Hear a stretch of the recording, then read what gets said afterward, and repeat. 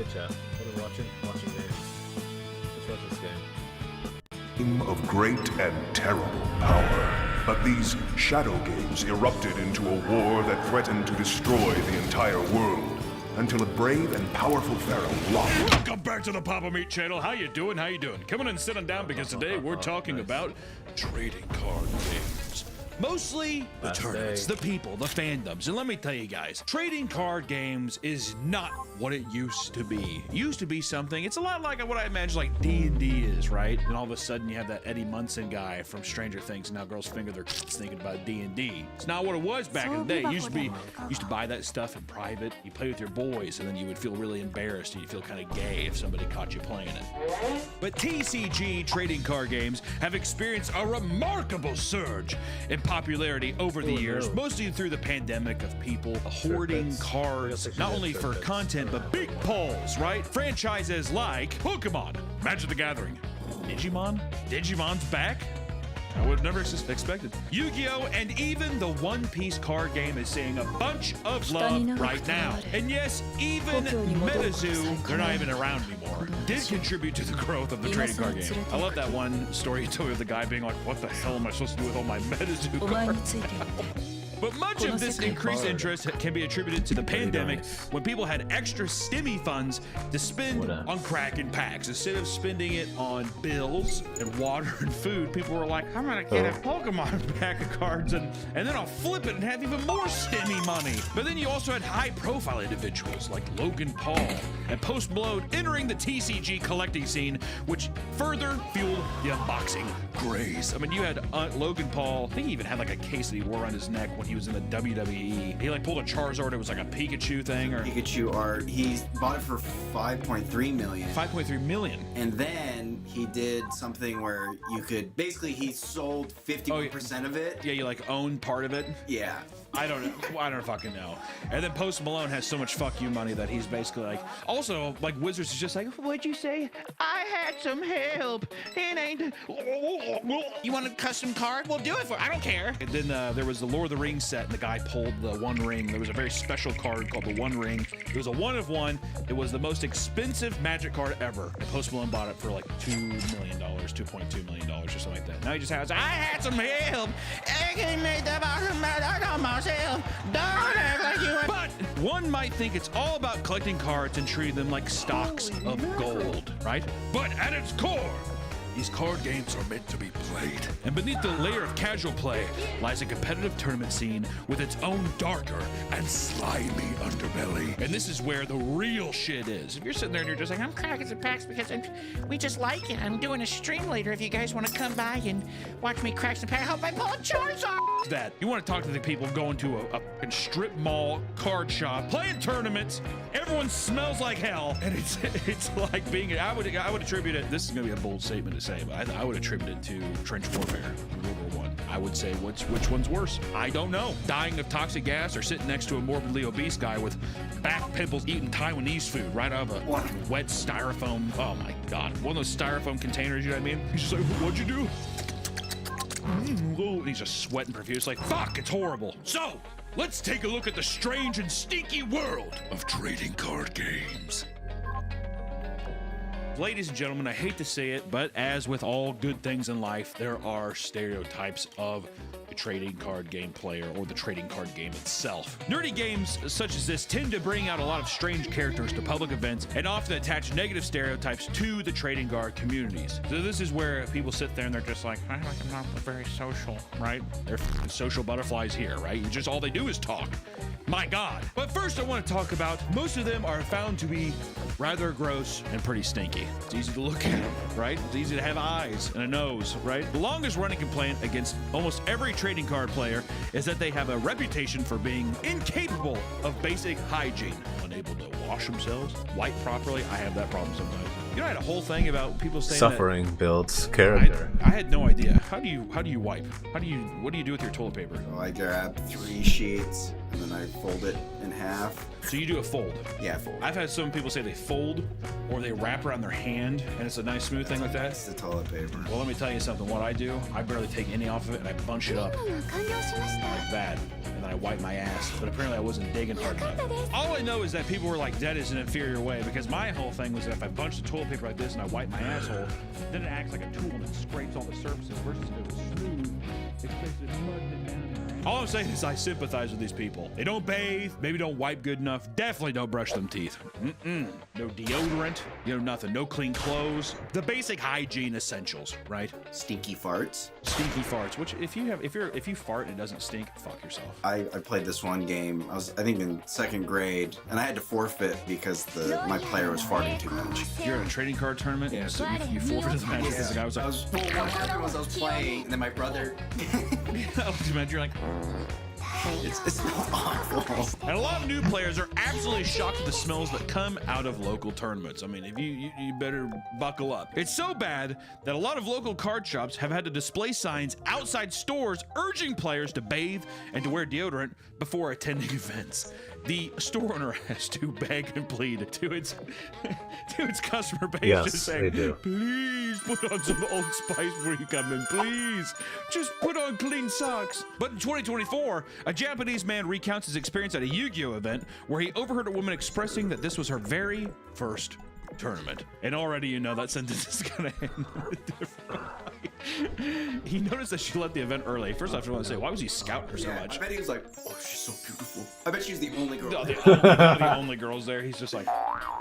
He noticed that she led the event early, and then he even made a tweet about it later, talking about his, his frustrations with the aggressive nature of Yu-Gi-Oh players, making it too hard for new players to come in. They're bullying people out of the game, god damn it. His tweet went, I hope people don't come to hate Yu-Gi-Oh. If you're a man, please be a little bit kinder to women, even if it's just a little bit. It sounds bad to say I'm going easy on you, so if I'm up against a man, I'll beat him to a pulp.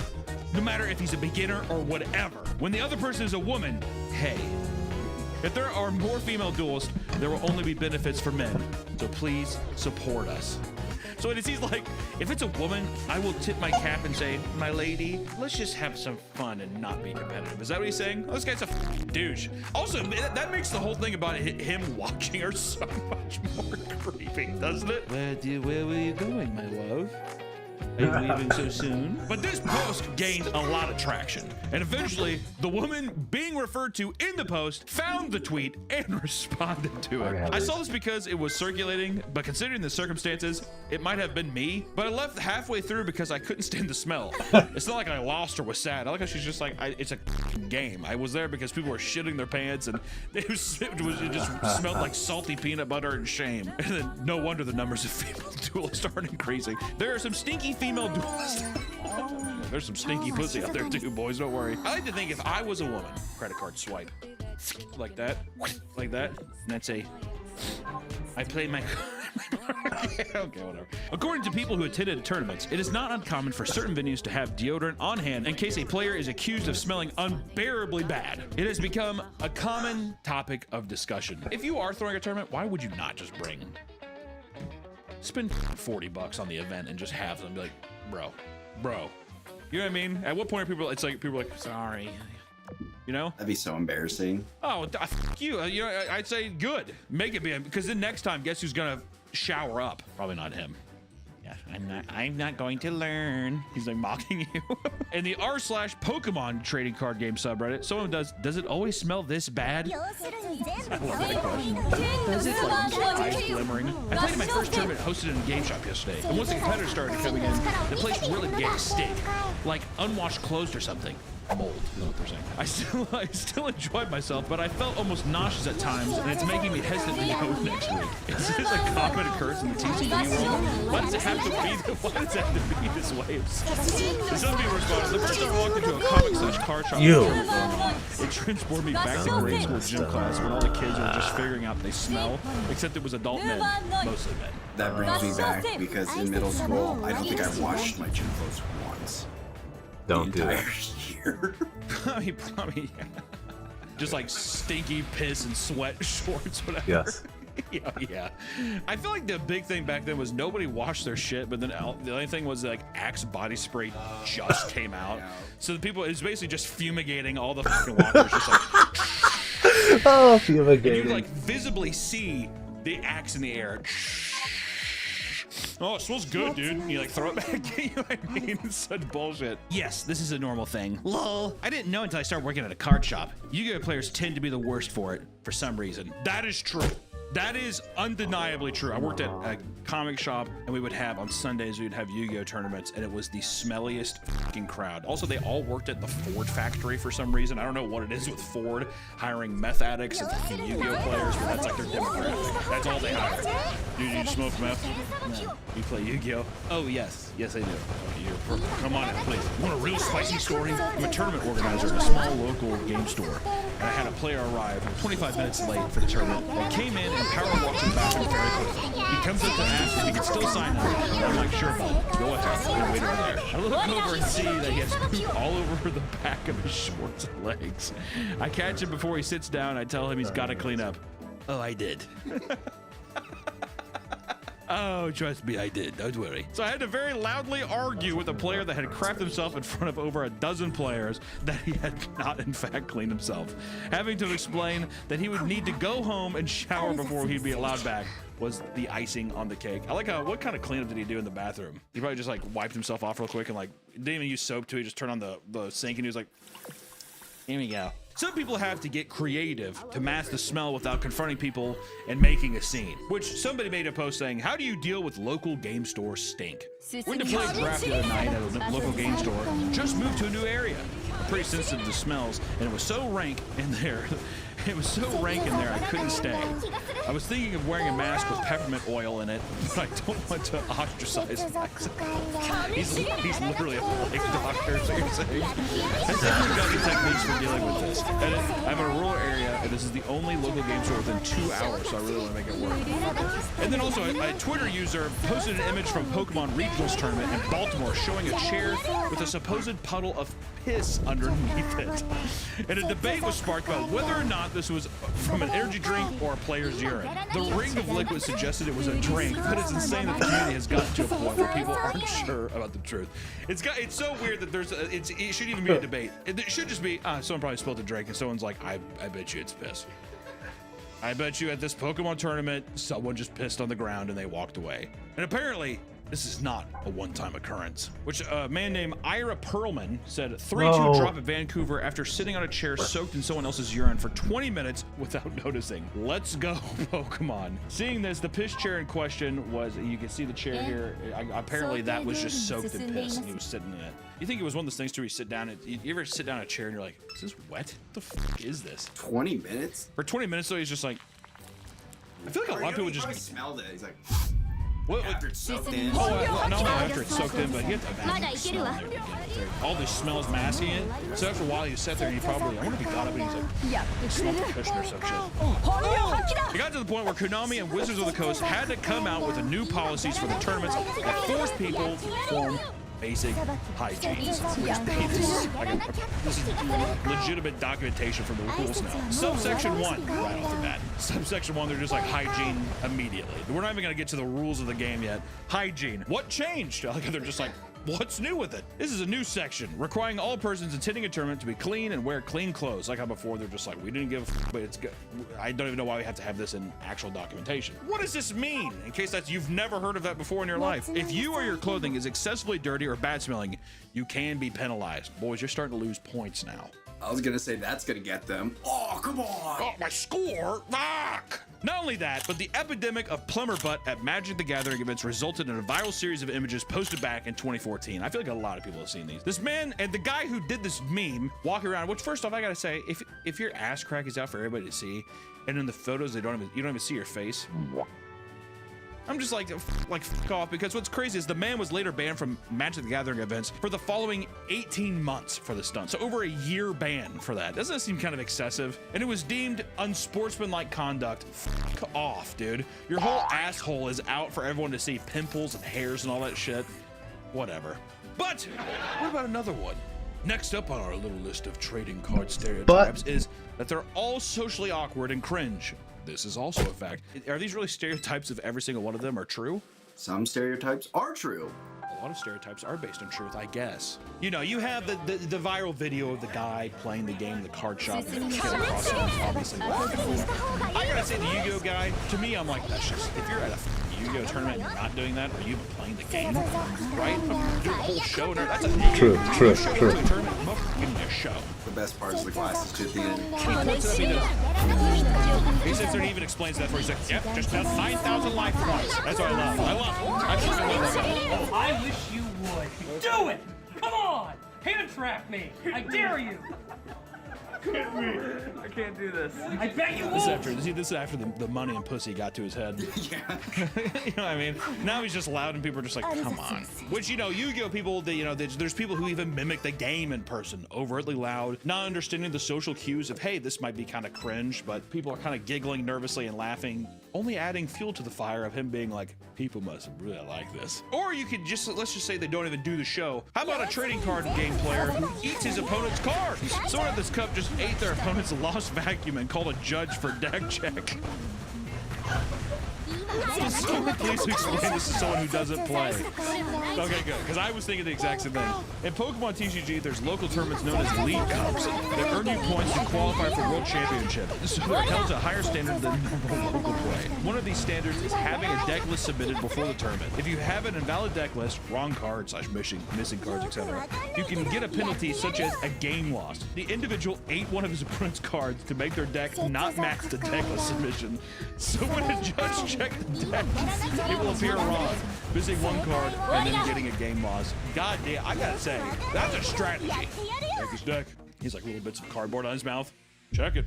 Check the deck, dude. It's not gonna be matched up. Bullshit. Judge! Another one of these experiences, another time a guy at a regionals would take random moments during the duel to, it's hard to explain, anime formula speech, I guess. It was a goddamn impossible to watch. Absolutely planet splitting.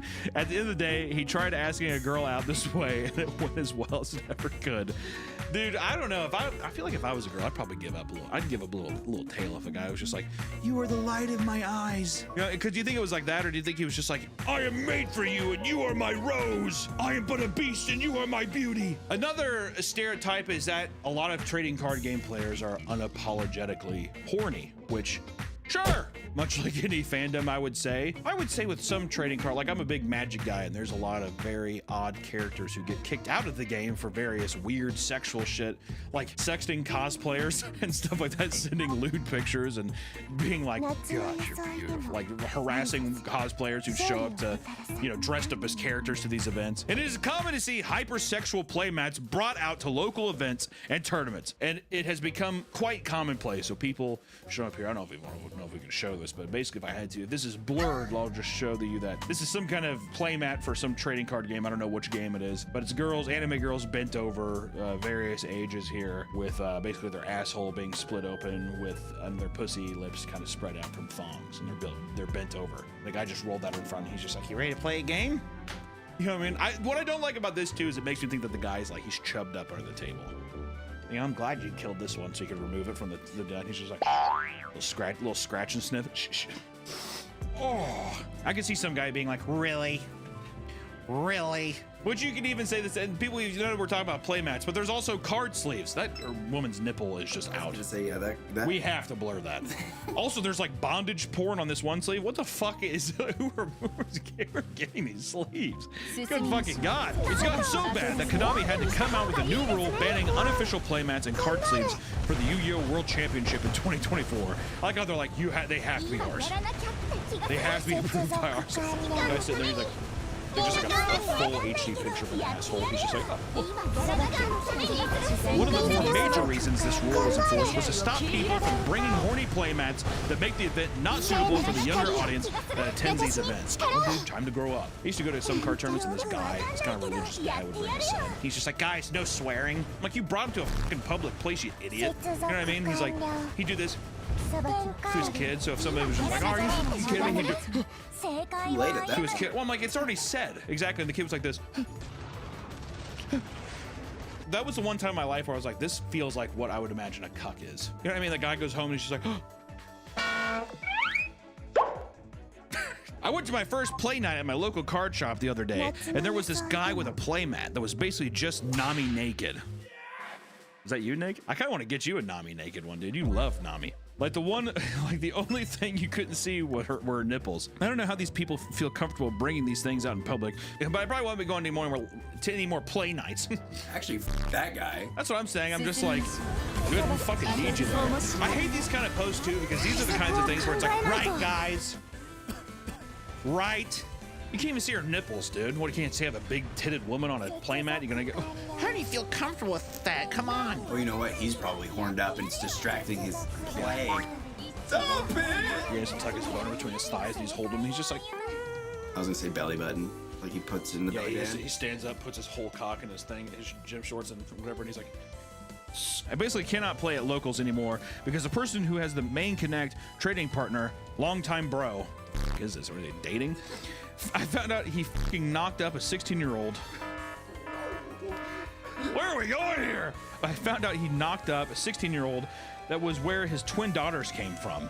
I knew he had them and his ex broke up with him and he told me the truth. I know he goes to locals and the time I can't even fathom looking at him again, so ever since that, whatever. He found out the guy that was casting spells at the table knocked up a 16-year-old had twins. I can't even look anymore, bro. You seemed like such a great guy before that. I bet he was a horrendous person before that too, you know what I mean? Meth mouth and all that shit. I don't know what it is with Yu-Gi-Oh! And Pokemon specifically at tournaments, but meth mouth like crazy. Stinky fucking like fox hoodies, you know, like the like the Pac Sun shit. That kind of shit. Volcom. Bruh. I haven't gone to locals for a while. The last time I went, this guy who didn't smell very good came into the card shop and decided to keep his hat on. A hat with the word hentai in large metal letters. There was a Pokemon tournament with many young kids and parents right next to the Yu-Gi-Oh! Tournament. Not a pretty sight. What, a guy can't wear a hat? It's the word hentai. I was gonna say, yeah, kids aren't gonna know what that is. Yeah, or even if they did, fuck them. A lot of these people just sound like prudes. Don't get me wrong, there is stuff out there, but so far I'm like, this sounds like people who are like, I don't like that. When the guy goes home, he's like, I wish I was brave enough to wear mine. There's some dude that pimps out his wife to players at bigger events for stable cards. Hell yeah. Like she'll suck your d for a playset of Lightning Storm or something, or f you for a playset of Alibur. I don't know what any of that meant, but that's awesome. If you don't fucking attack me right now, I'm gonna fucking flip this fucking table on you, I swear to God. You know, what do we learned so far? Trading card game people are horny, they wear weird hats, they smell bad, and you know, they'll probably hit you up if you're a cosplayer. But there's also a more vindictive side as well. For a very small sect of people, there's a very violent outrage, like this incident. In Marshfield, Missouri, at a Yu-Gi-Oh! Tournament on July 9th, 2024. This year happened recently, holy hell. Haven Buckhart was charged with first-degree burglary, possession of a controlled substance, attempted stealing, and fourth-degree assault. But what really happened? There are 5 minutes left in the round. Haven and his opponent, Jordan, are in the game 3 of their match, which is probably the last game. Unlike Magic, when the time runs out, Yu-Gi-Oh! Gives the person with the higher life total the win. Jordan plays and passes his turn to Haven. Then it appears. Haven begins to slow play. With 3 minutes left on the clock. Son of a bitch. Jordan asks him to play faster. Haven responds, Nah, you can shut the fuck up though. Jordan accuses him of slow playing. Haven says, Well, how about I punch your teeth out instead? Jordan begins to call 911. Others around call the head judge over to defuse the situation. This causes Haven to stand up and attempt to leave. But first, he wants his prize pack, which the rest of this is summarized in a post here. At this point, Jordan feels threatened as Haven also starts to stand up and calls 911. Players are calling for the head judge to come over to attempt to defuse the situation. Haven walks over to the register, turns the playmat he was borrowing and says, Give me my prize pack now! To which Victoria, the lady running the counter, unaware of what's happened, says, Well, I'm about to do prizes here in a moment. The store owner, Jason, has now been informed of the situation and has to come over to attempt to figure out what has happened and is asking Haven questions. Haven is very aggressive.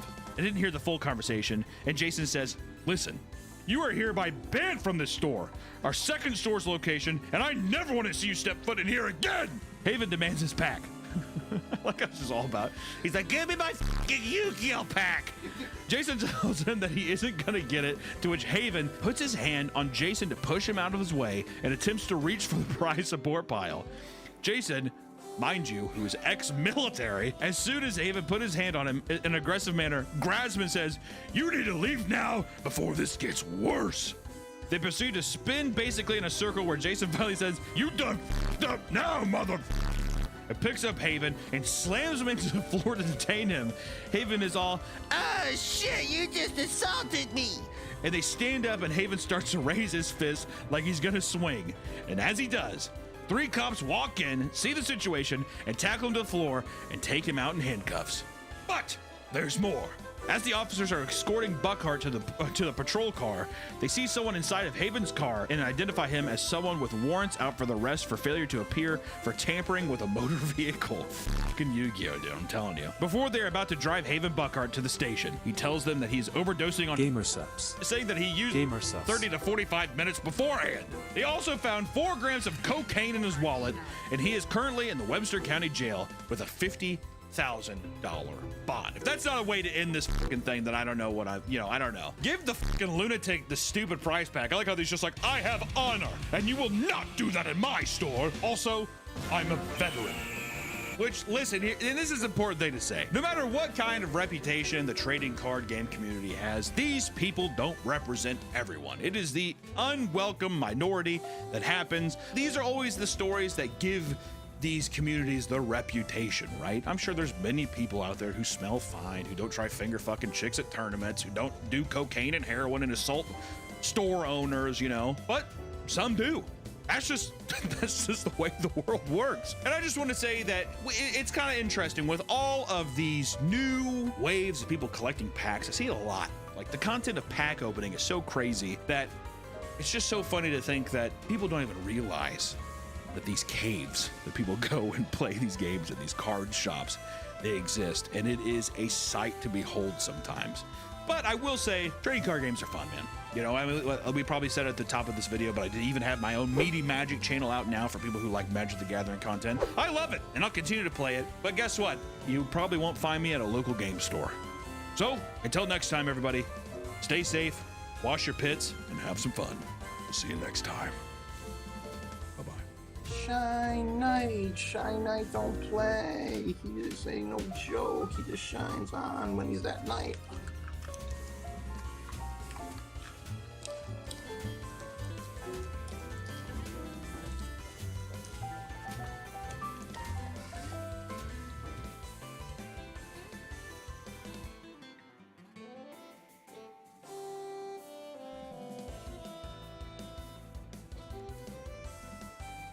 Welcome back to the Papa Meat channel. How you doing? How you doing? Coming and sitting down because today we are talking about Pokemon cards. You know, we have done a video on trading card games and the rise of collectors, and you know, we talked about the game, but over the last couple years, trading card games have blown up in popularity. Not that they were ever really unpopular, but it's possible that this may not be a good thing. I mean, sure, we all want games we enjoy to be popular, and after all, it means more people play with and money to put back into improving the experience, right?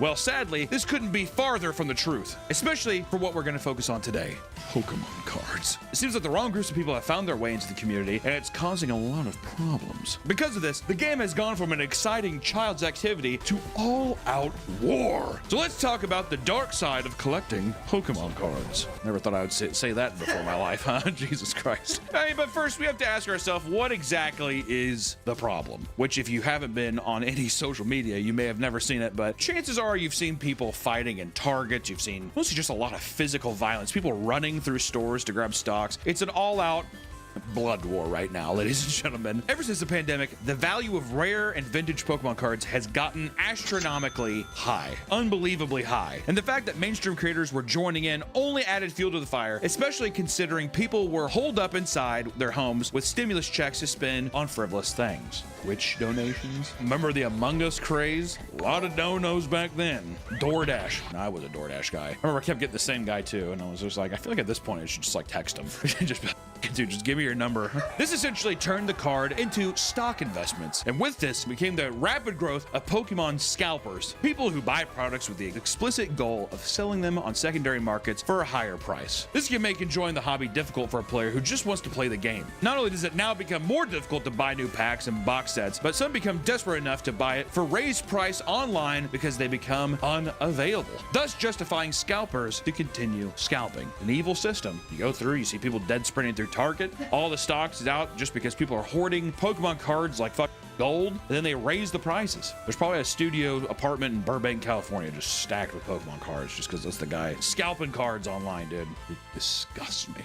Even recently, LEGO announced that official Pokemon sets are coming in 2026, and people are already speculating that it'll be an absolute bloodbath to acquire them in stores. And people seem to forget that these products have a massive child audience. If adults can't get their hands on these products, what chance do the children have? Think of the children. Who gives a if the child can't have it, dude? You know, I say good. If anything, if a child can't get it, they're like, yeah, I was going to get into it, but every adult around me was buying them, so I thought, this is cringe, and I didn't get it. That's what I think. It's a millennials game. Come on. Yeah, exactly. You don't even know who the that is, dude. But especially when scalpers are programming bots to buy new products online seconds after they drop. It's like a streetwear scalpers or something like that, you know? I did that with Magic cards on eBay. Did you? That little scalping bot, yeah. Did it work well? I bought like Shocklands for pretty cheap. Nice. This animosity towards Pokemon scalpers is starting to reach new heights, and many fear that the hoops people must jump through to get their hands on new cards is deferring potential players from joining the TCG community. In case someone's like, what is that, Hunter? And if you want to know how bad things have gotten, look no further than the 2025 Costco Wars. Costco recently began selling Pokemon cards at marked down price, and early on, things turned into an absolute shit show. In a recent viral clip, you can see a horde of people lined up behind a pallet of boxes for 151 Blooming Waters Premium Collection packs. What? This box set contains various packs with the original 151 Pokemon, which are very high quality and valuable. Costco had to know that this was going to be a bloodbath, dude. I think the CEO was just like, good. Yes, rats in a maze. As soon as the pallet jack is pulled out by a Costco employee, the organized line quickly turns into an all-out frenzy as people grab multiple boxes and stuff them into their carts. Some customers are pushed to the floor as passing customers lunge at them to grab boxes out of their hands. It's like the scene in Jingle All the Way. Also, you know, it's performative to bring it out on a pallet jack. I have to go check out my garden, so I'll be right back.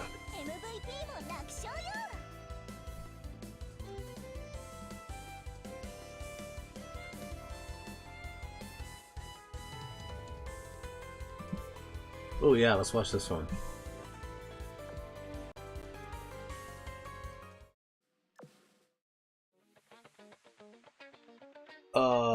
Shame.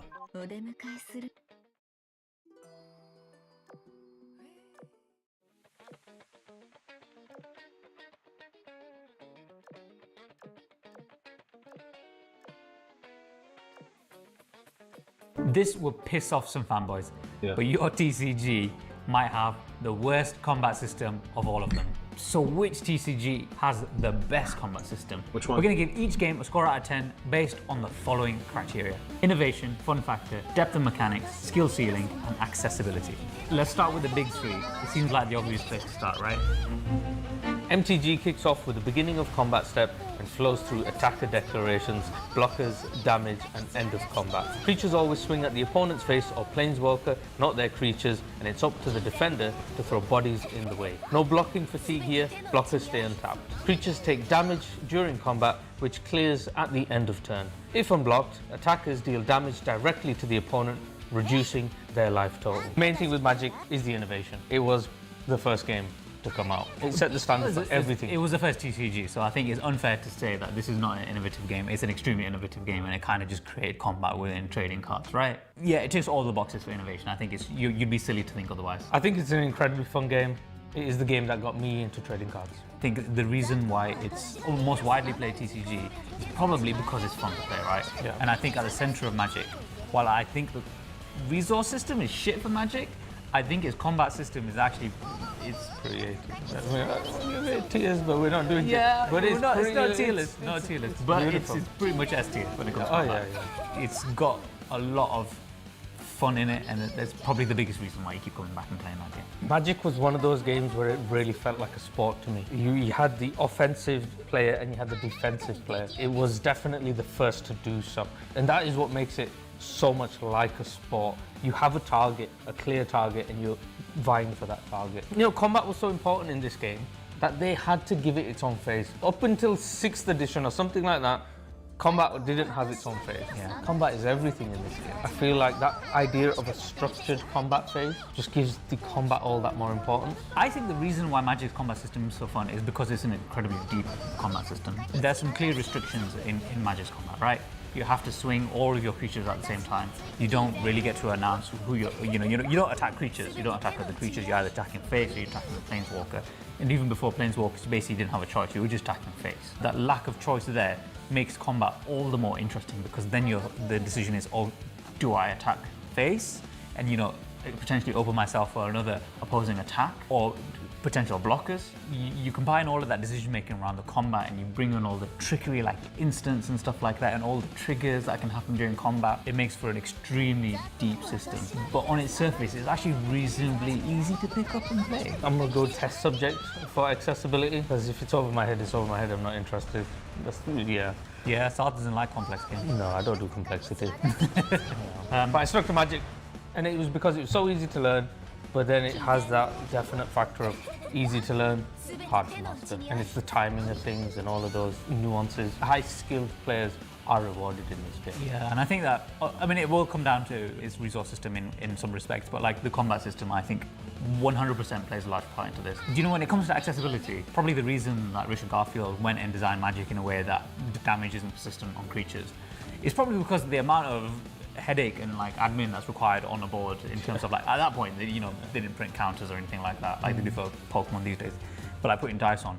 And the ball ache that's involved in doing that, I think it's probably because of that, and I think it works in its favour for accessibility. To have your creatures heal at the end of combat phase, I think that's a plus. Now, I didn't start with Magic, I started with other TCGs. When I came onto Magic, I found that really weird, but I actually think ultimately it's a very good thing and it's a pro for Magic, that's what happens to creatures. Don't attract too much on the board, there's plenty to already track on Magic. We started on a high, okay, what we're going to score this? Well, I have to think about this. Scoring a combat system isn't easy. 1 to 10, I guess it's not that hard either. Ready? Yeah. Okay. Ooh, 8.2. Yeah, I think we're kind of on similar lines here. Yeah. Shitty resource system, amazing combat system. Overall, pretty great game. Depths of mechanic. I mean, the game is so old. It's ancient at this point. Obviously, it's had a lot of time to develop on those mechanics. But with the amount of all these keywords out there, even till today, I'm asking, what does this mean? What does that mean? Yeah, I mean, there's some less accessible combat systems in the list that was going to come up. It innovates and it is very, very deep and fun to play. In Pokemon, combat is your big finisher. It happens right at the end of your turn. You've got one active Pokemon that attacks. Attaching energy to your Pokemon unlocks more powerful attacks. Attacks hit your opponent's active Pokemon, and there's no blocking here. It's a straight up duel. If damage knocks your opponent's Pokemon out, you take a prize card and you are one step closer to winning the game. Fez, you played a lot more Pokemon than I have.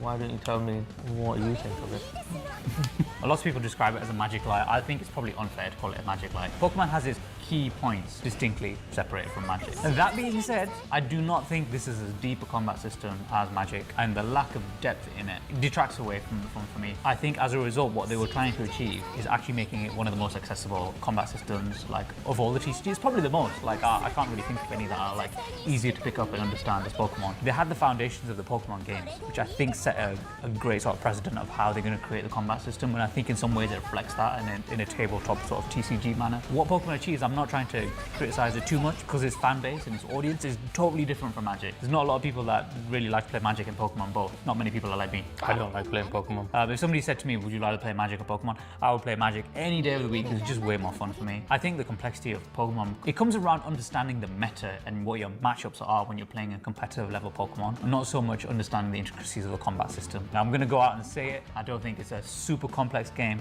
Don't think you need to be the smartest person in the world to be really good at Pokemon. It is incredibly innovative in the way that it does its combat. It doesn't do it like Magic. The idea of boosting up these attack abilities and then being able to use those abilities rather than paying for a card and playing the card. It's like you have this creature out and then you slowly over time can increase the abilities of that fighter.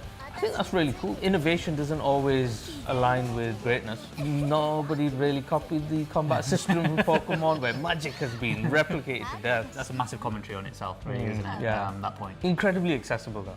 The most accessible. I really can't think of any more combat systems that people will just understand immediately. I've spent so many hours in our shop teaching people how to play the TCGs. Yu-Gi-Oh! Is always the hardest. Pokemon is always by far the easiest. It largely comes down to the combat system. That level of accessibility is also what makes Pokemon so great. Seeing parents and their children playing games together, you don't find that in Magic generally. You don't find that in other TCGs. This is something beautiful. You know, credit to what you achieved. I don't think I've got anything more to add. No, not really. Let's go this. Let's go for it. 3.5. Oh my god, that is a bit off here. oof. That is a harsh score. I thought you were going to give it better. Give a high score. There's a reason I don't play Pokemon, because I just don't find it particularly fun. Yes, innovation, accessibility is all great.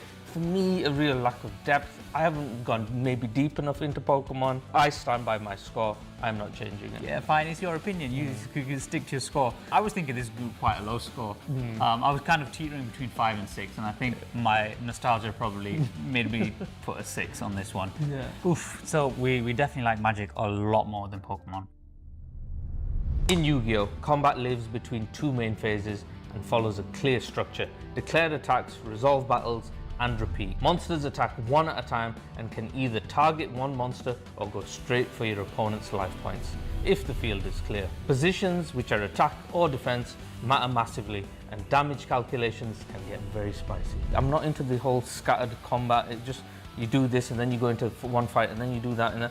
Sometimes it works when it works with the rest of the mechanics of the game. I'll get into that a bit deeper later on. There is a specific game I want to discuss about that. But I do like a structured combat phase. I think generally for the Magic-like games, which, I mean, Yu-Gi-Oh! Was kind of like Magic, it's much its own game now, but its combat system still shows its roots very much in Magic. Did it innovate? Yes, hugely innovative. You have a choice of attacking face or monsters, which, you know, it was never a choice of the attacker before this. I think it innovates with stuff like attack and defense position cards and then like face down cards too. And then you include something like trap cards in there. Like actually, I think it took the Magic formula and then developed onto that, and it made an equally engaging and deeper combat system. If not the deepest, maybe one of the deepest ones out there. Yeah. Comfortably the most difficult game to teach people. If you enjoy like deeply complex strategy that's going to test your ability as a player, then there's no game like Yu-Gi-Oh! And I think with Yu-Gi-Oh! The pace of it really makes it quite an engaging and fun game. I'm saying it's a fast-paced game, but there's definitely an asterisk involved in this, because it can be very slow and grueling watching one person take an entire turn to just beat you and you've done nothing. That's sort of not acknowledging the fact that there's off-turn interaction, which there is tons of in Yu-Gi-Oh! There's absolutely loads of it, and even on your first turn. It doesn't really have a traditional resource system. I think it's all about its combat system, Yu-Gi-Oh! I think it is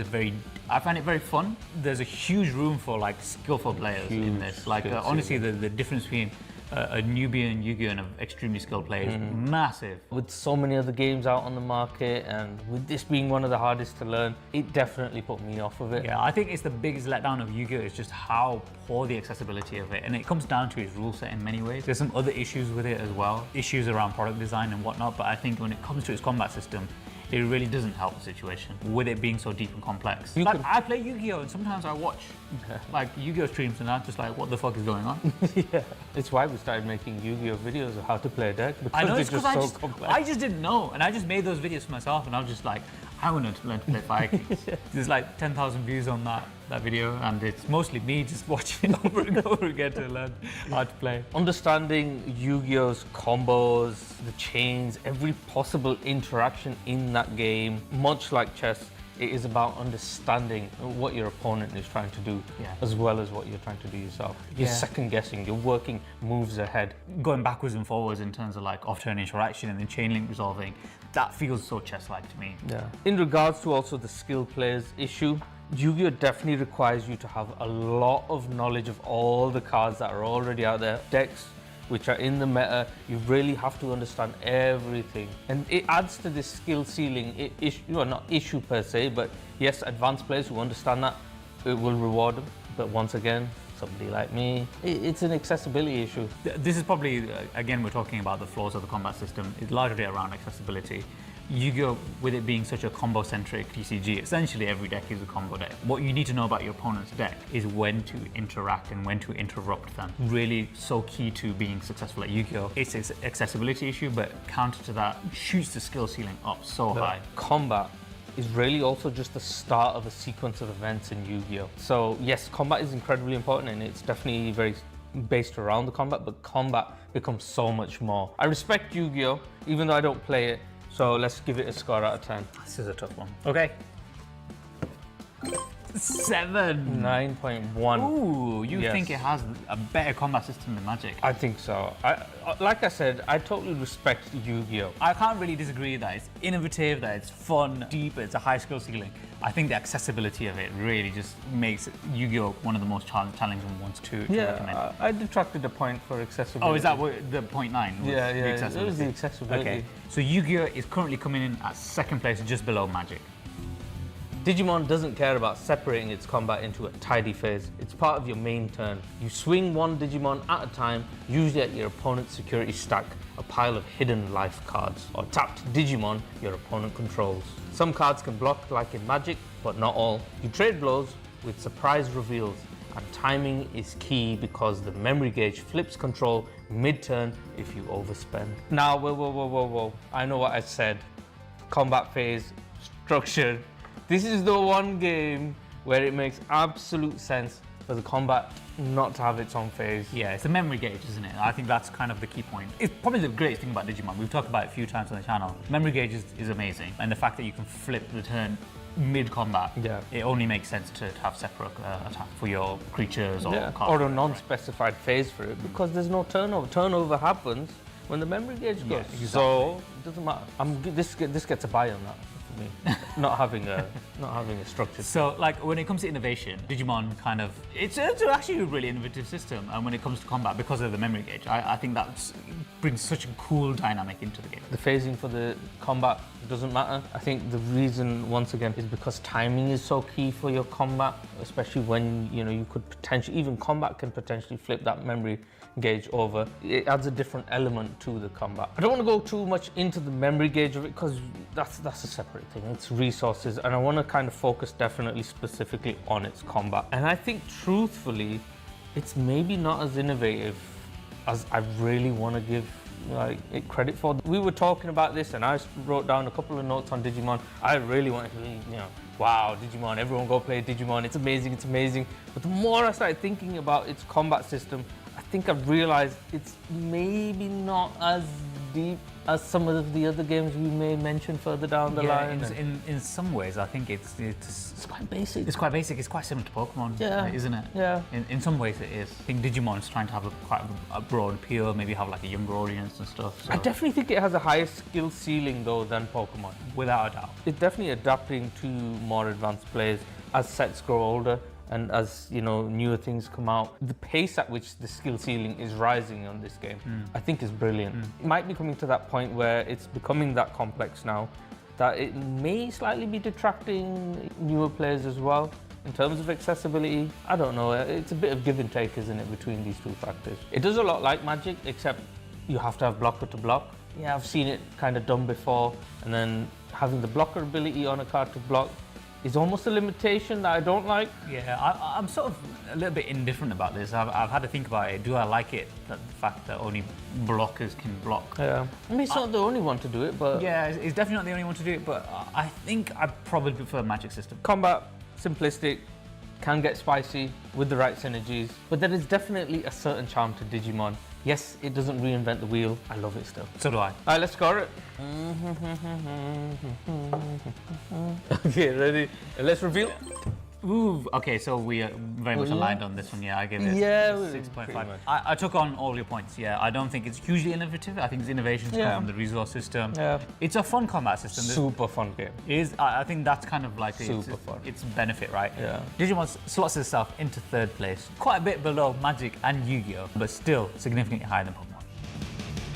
With attack power versus defense and lots of back and forth, players attack one at a time, either at their opponent's leaders or tap battle cards.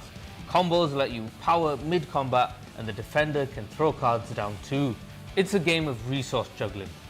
What do you play? keep for defense, or combo away. Thank you to all those people who very politely told us that we forgot to mention dual masters and it's important in the TCG space. Very politely. Yeah, very politely. We've done our homework. Let's just quickly mention dual masters. You guys were right. Yeah, you guys were right. You guys are totally right about this.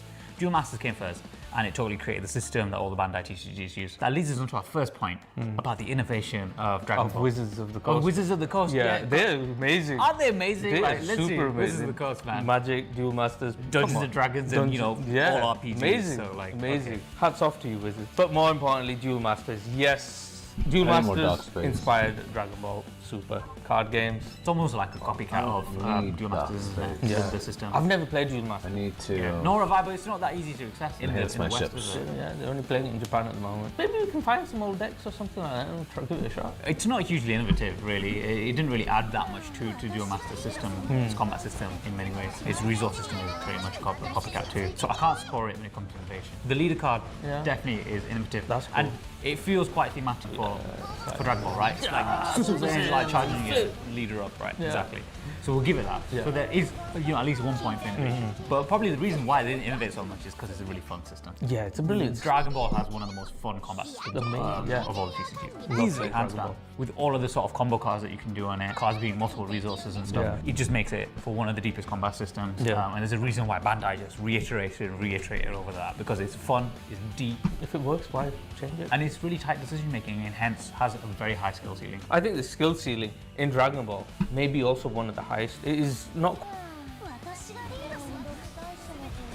counters or blockers. This is The win. To challenge a character, tap your chosen character and declare an attack on one of your opponent's characters that is already tapped. Damage is persistent until it meets or exceeds that character's shield value. Next, I don't even want to. Next, can we just score this one? There's no combat. I mean, there's combat. Fine. It's simplistic, not wholly innovative.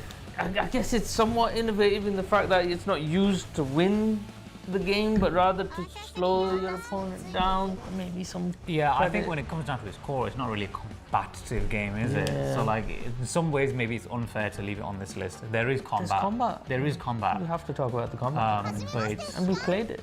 it's basic as fuck, basically. Right? Yeah. I think it's definitely more of a side mechanic within the game. It doesn't need to be particularly complex. It's just there as a, I can do this just to slow you down one. And there's a bit of decision making. Am I going to slow the person down, or am I going to try racing for a goal of getting the law? Behind you, It's simple, pause. it's clean, it's unique in its process, but not so much in its mechanics. It is a fresh idea, but it is not the game for those.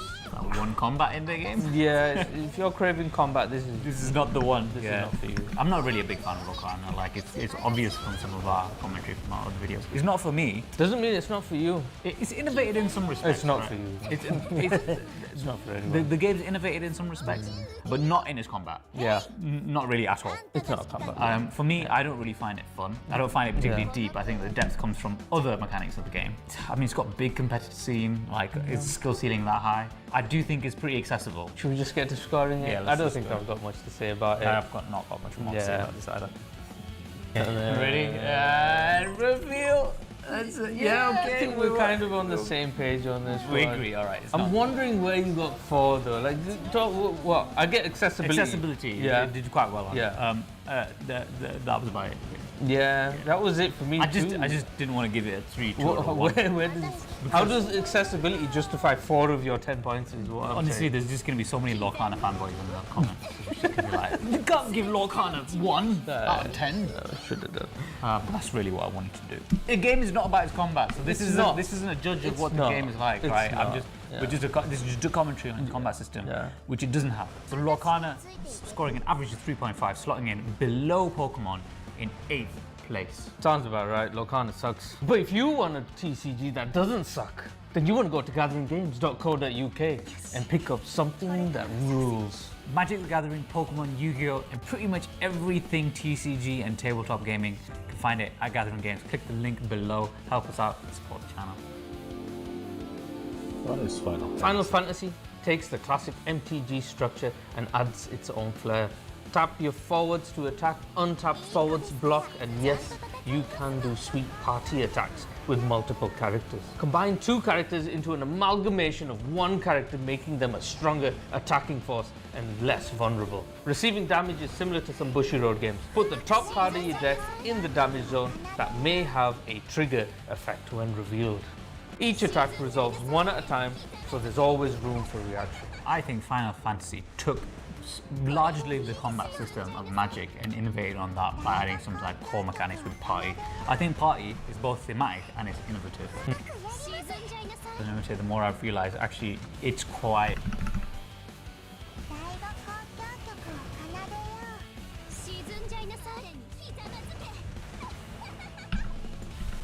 The reason that innovation is important here is because of that exact reason, is that does it excite you when you're a veteran TCG player to come and play that game? And we're going to come back to that because there's one TCG that's very relevant to that point. Fun factor though, boom. Alright, so Final Fantasy is slotting in at 2nd place with an average score of 8.5, just below Magic. This next one I think is interesting.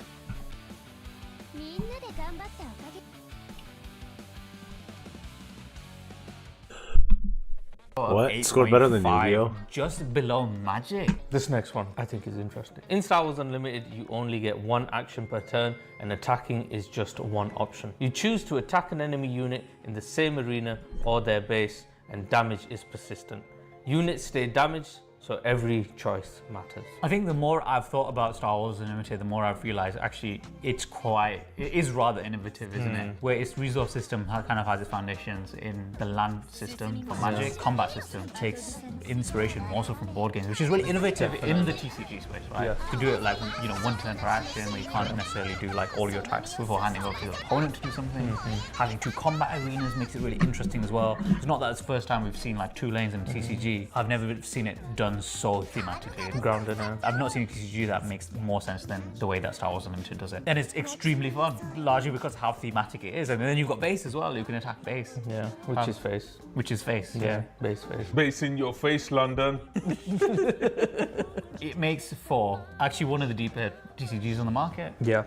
I mean, the decision making in the game is immense. And for set 1 to come out the way set 1 came out, you know. And actually being so exciting for a first set, wasn't it? Well, I think people are still looking back at like Spark Rebellion thinking, damn, that set was amazing. Yeah. It's because it had the foundations of a really good system on it. And probably the strongest thing about it is its combat system. It was a fairly complex system of mechanics for combat, but it wasn't a hard game to learn. I would say it's similar enough to Magic for us to pick up if you're, you know, a veteran TCG player, to pick up and learn quite quickly, but then enough innovation to keep you excited about it. It really feels like a skirmish game with TCG DNA. But have we seen enough development with any subsequent sets? I don't know. There's some cool mechanics introduced in the following sets, which I think have been really good, streamlining the resource system. It's still yet to prove itself. It's been a bit hit and miss. Let's score this. Let's score this one. Ready? Yes. Ready? Ready. Alright, let's go. Oh, so yeah, kind of in the same realm. We're very close actually. Yeah, it's less than 1 point difference. Yeah. So I'm definitely aligned on this one. Great innovation on previously existing similar system. Extremely fun. At the moment, seems really deep for where it is. Time will tell how much more depth it can add. Time will tell. It doesn't have 30 years of cards as a backlog to bring depth into it, but a reasonably high skill ceiling and a pretty decently accessible game as well. Yeah. It ticks a lot of boxes. So Star Wars Unlimited is going to slot itself into 3rd place, knocking Yu-Gi-Oh out from the top 3. Altered TCG. Altered? One of the new kids on the block. Tell me how the combat system works. There's no combat. There's no combat system? No, it's a non-combative game. What do you do then? You win by a race to the finish line. Should we skip this one? Let's be real, there's no combat here. Not in the traditional sense. You win by interacting with lanes and progressing forward, more like a strategic tug of war. No swings, no punches, just a big old brain game. It's less about combat and more about control. No combat here, guys, at all. Unless I've misunderstood the game and it is all about combat. No, but I don't think it's not really about combat. It's almost like trying to control the areas, isn't it? And then you got this tug of war in the middle, trying to reach your hero before the other your opponent does. If there's any form of combat, I'm probably clutching at straws here, but it's maybe those interactions you have with your opponent's side. It reminds me a little of Compile, and this is my problem with Altered, is that they've made a TCG, which is a TCG version of a board game called Compile. Compile does everything better, and I only need to buy one box and I can have more fun with that. So why am I funding myself into a TCG which works better as a board game? I don't know. Let's just get on with it. Is there anything to get on with first? Yeah, it doesn't have a combat system. We played Altered a couple of times and we didn't really gel with it. We didn't really enjoy it that much. There's some innovations in it, don't get me wrong. Yeah, like, I think, but not in combat. The way it's designed as a TCG and how you can sort of print cards and stuff like that is really innovative, but in its combat system, it's a tug of war. Even before Compile, the board game, there was Land, Air and Sea, which it sounds like it took the innovation from. Yes, 100%. So actually it's not that innovative in its combat system. Is it fun? I didn't think so. I'll be honest. I didn't really find it that fun. Land, Air and Sea and Compile are both way better. I didn't find it hugely deep, but it's very early on in its life cycle and they're probably keeping it simple to begin with. Should we score it? Yeah. Let's score it.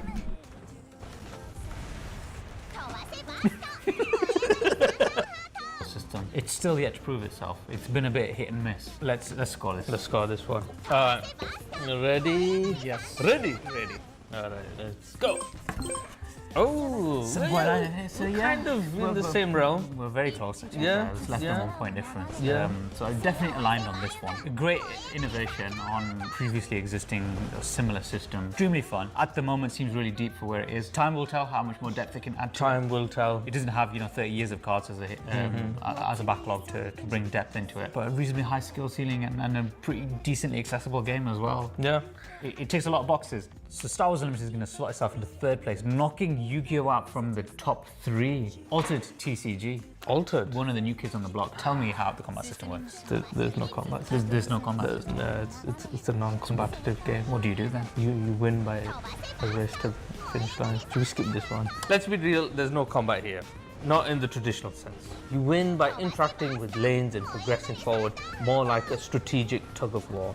No swings, no punches, just a big old brain game. It's less about combat and more about control. No combat here, guys, at all. Unless I've misunderstood the game and it is all about combat. But I don't think I have. It's not really about combat. It's almost like trying to control the areas, isn't it? And then you got this tug of war in the middle, trying to reach your hero before your opponent does. If there's any form of combat, I'm probably clutching at straws here, but it's maybe those interactions you have with your opponent's side. It reminds me a little of Compile. And this is my problem with Altered, is that they've made a TCG, which is a TCG version of a board game called Compile. Compile does everything better, and I only need to buy one box and I can have more fun with that. So why am I funding myself into a TCG which works better as a board game? I don't know. Let's just get on with it. Is there anything to get on with first? Yeah, it doesn't have a combat system. We played Altered a couple of times and we didn't really gel with it. We didn't really enjoy it that much. There's some innovations in it, don't get me wrong. Yeah, like, I think, but not in combat. The way it's designed as a TCG and how you can sort of print cards and stuff like that is really innovative, but in its combat system, it's a tug of war. Even before Compile, the board game, there was Land, Air and Sea, which it sounds like it took the innovation from. Yes, 100%. So actually it's not that innovative in its combat system. Is it fun? I didn't think so. I'll be honest. I didn't really find it that fun.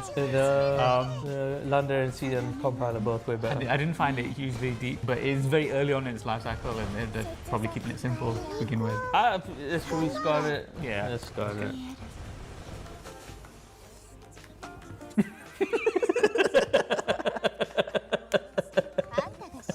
What did you put, Sal? I think it's obvious. Well, I put zero, big fat zero. How can you even give it 1 point when there's no combat in this? Are we being unfair? Because it's not really a competitive game. I think we'll make the same point as Lorcana. Maybe this is a reflection of just how much fun we had with this game. Not for us. Okay, let's move on. Yeah, move it on. So, Altered TCG, unsurprisingly, has gone right to the bottom of the table at 0.5 average score, below Lorcana. You know, I really didn't think anything was going to go below Lorcana. I didn't think so either. Yeah. Surprise! In Cardfight Vanguard, battle phases end your turn and is where all the action lives. You attack with units in a formation, boost them with others, and aim to hit the Vanguard to win. Attacking rearguard slows down your opponent. Triggers can swing things wildly. Fight is in the name, it's Cardfight Vanguard, so you'd hope there's a solid combat system behind it. And you know what? There is an absolute solid combat system behind this game. Major credit to Bushiroad. They are so innovative. Like, I feel like every game that they've actually gotten a design, they've just absolutely smashed it out of the park. Bar one, we'll come back to that. Card 5 Vanguard is so innovative. The whole sort of having the lanes and surrounding your Vanguard in its combat system, and then everything sort of synergizing and buffing that up. So cool. Then it's got the card triggers when you attack and stuff like that. The sort of idea that Final Fantasy, I think Final Fantasy copied the Vice Force as well. Whichever of those came first. I have a feeling Card 5 Vanguard came first, but somebody's going to correct us in the comments if we're wrong anyway. And we'll apologize in the next video. Adding all those extra mechanics and having a reasonably unique combat system, not taking that much inspiration from Western TCGs like Magic, it comes with a very deep combat system that has a very high skill. It loses a little bit in accessibility, but I don't think it's overly complex. It's not to the point of like it's so complex that you can't really understand. I think for the depth and the skill ceiling within the game, the accessibility is actually pretty decent for that. It's not necessarily as good as like Magic, Pokemon, Bandai TCGs, but considering how deep it is as a game, it does a pretty good job of accessibility. Super fun game to play. Things I've been banging on about today is phases. It's the last phase before the end turn, and everything you do before that all kind of comes together in this final battle phase, and that is so cool. The tap to attack, MTG style, yes, you know what, I'm down with that. In fact, I think I might prefer it. Maybe loses a little bit on innovation there. And then it's the choice of, am I going for the main Vanguard? Am I going for rear guard? Am I slowing my opponent down, or am I trying to go for the kill shot? If I go for the kill shot and not slow them down, they're gonna hit me back twice as hard. You know, it's a constant struggle. Yeah, giving that choice of actual targets and having like multiple lanes to go down on your attack just immediately brings so much more depth to it, doesn't it? And like Bushiroad does that so well. The shielding ability from it, all of these elements for combat. Mechanically, there's so much decision making in its combat, which makes sense. As I said, combat is the main bulk of the game. Let's score this one. Oof, I think we're there. 8.5. Yeah, okay, so we're pretty much on the same wavelength here again. One of my favorite combat systems of any TCG for me. Yeah, I think it's just a great TCG overall. Combat is really the thing that makes this shine. It's big, it's bold, it is super anime. I love it. I think it is Chef's kiss. Chef's kiss. Wow, Card 5 Vanguard Sword, that actually puts it in first place above Magic. Speaking of Bushiroad games, let's move on to their next big title, Vice Schwartz. Let's Vice Schwartz. In Vice Schwartz, combat happens at the end of your turn, and it's all about your center stage characters throwing punches. You can front attack to battle the enemy head on, side attack to dodge and hit the player for less damage, or direct attack if no one's blocking for bonus damage. Each attack flips a card for a trigger effect, possibly giving you bonus stock or power ups. Damage is based on your soul value. Your opponent flips that many cards from their deck into their clock, which is their life, unless they reveal a climax card to cancel it. This is one very sexual. It's a constant struggle. Yeah, giving that choice of actual targets and having like multiple lanes to go down on your attack just immediately brings so much more depth to it, doesn't it? And like Bushiroad does that so well. The shielding ability from it, all of these elements for combat. Mechanically, there's so much decision making in its combat, which makes sense. As I said, combat is the main bulk of the game. Let's score this one. Oof, I think we're there. 8.5. Yeah, okay, so we're pretty much on the same wavelength here again. One of my favorite combat systems of any TCG for me. Yeah, I think it's just a great TCG overall. Combat is really the thing that makes this shine. It's big, it's bold, it is super anime. I love it. I think it is Chef's kiss. Chef's kiss. Chef's kiss. Wow, Card 5 Vanguard Sword, that actually puts it in first place above Magic. Speaking of Bushiroad games, let's move on to their next big title, Vice Schwartz. Let's Vice Schwartz. In Vice Schwartz, combat happens at the end of your turn.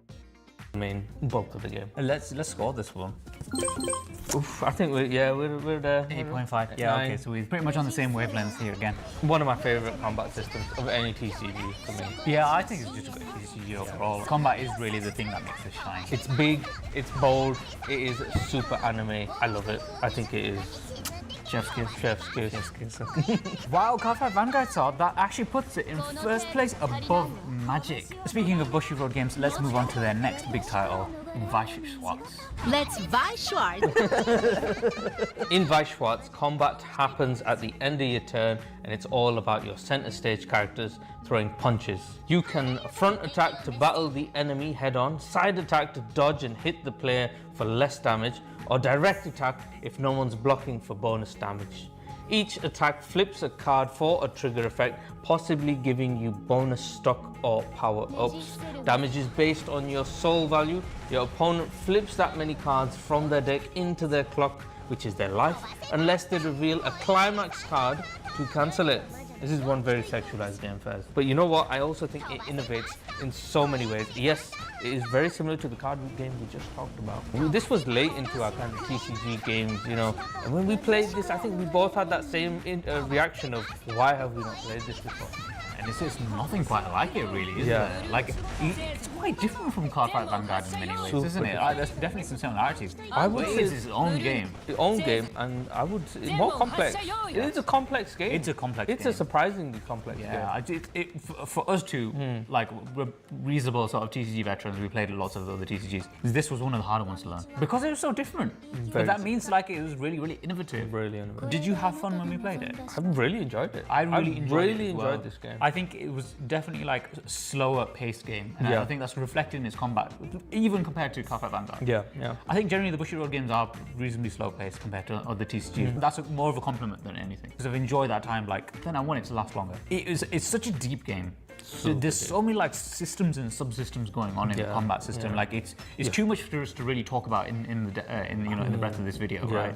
The way that you take damage and then it goes and you lose life, but losing life also means leveling up. Yeah, but then it goes into it goes into your clock as a time thing. Yeah, into time your clock. Gaining stock from your cards that you flip into triggered effects potentially happening, and then the stock being able to use that to stop your creatures that have gone to graveyard, and using your stock to then bring those creatures back. There is so many moving parts in this game. I forgot to trigger a few of these moving parts. Yeah, it's a deep and skillful game, and it's a proper gamer's game. It's a gamer's game. Like if you like playing TCGs, this is a good one to pick up. We made the mistake of thinking this was just a collectible item, and nobody really plays it, but it's not really. If you're not playing this game, you're just collecting it, you're missing out. I love structured combat, as I've already mentioned. It has it. You're battling within lanes, which is really interesting for your strategic decision making. Having different attack targets further brings the depth to it, the same depth that you had in Cardfight Vanguard as well. Definitely. The rubber banding mechanic of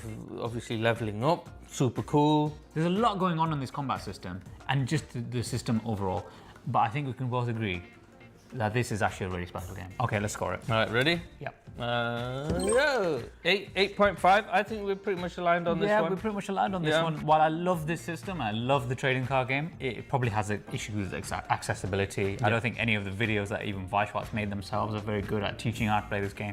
With its innovations comes its complexities. Weishwartz scoring an average of 8.3 sits it right in between Final Fantasy and Star Wars Unlimited. Seems about right.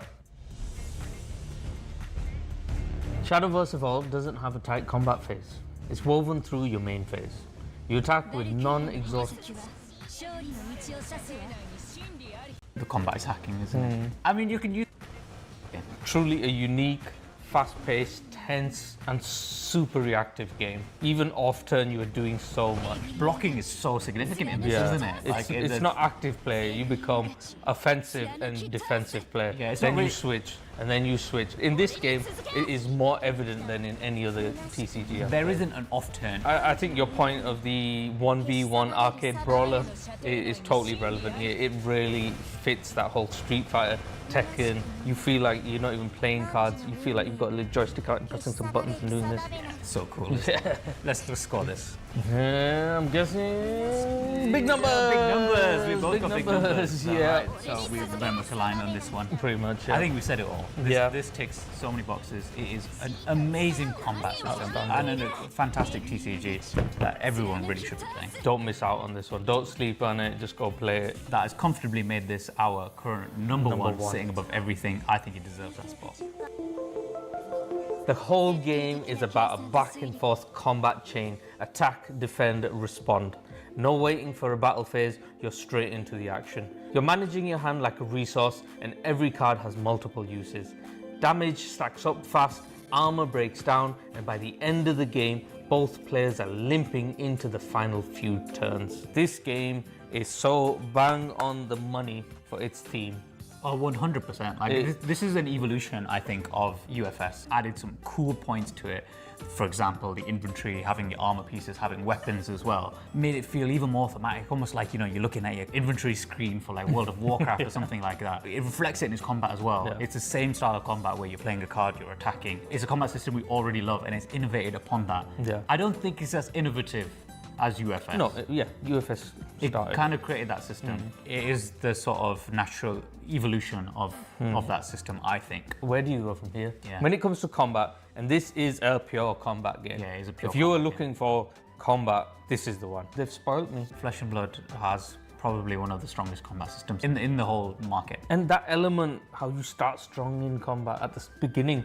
Most games, every other game, in fact, you start at your weakest point, and then you start building up towards something. This, you start strong. Yeah, it's the and opposite. then you weaken as you go down. You know, it's a ramp that goes downwards, doesn't it? Yeah. Which is actually how combat is. Like, you're actually probably strongest at the start of your turn, unless you're Goku, of course. They should do a Goku deck for this. Oh, that would be so cool, wouldn't it? And then all of a sudden Are they going to do Flesh and Blood Universes Beyond? And you have Goku's staff as your weapon. You play Kamehameha Blast. I want a Goku deck. No, don't do this. It's going to piss off everyone if you do that. So unlike Magic, rather than you're playing creatures and then they're grinding against one another, this is straight into you are attacking one another. This is my attack. My next card is this attack. The next card is this attack. Oh, don't forget, by the way, I might add to the other card's attack value or increase that or do something and react and blah. It is the most intense card game I have ever played.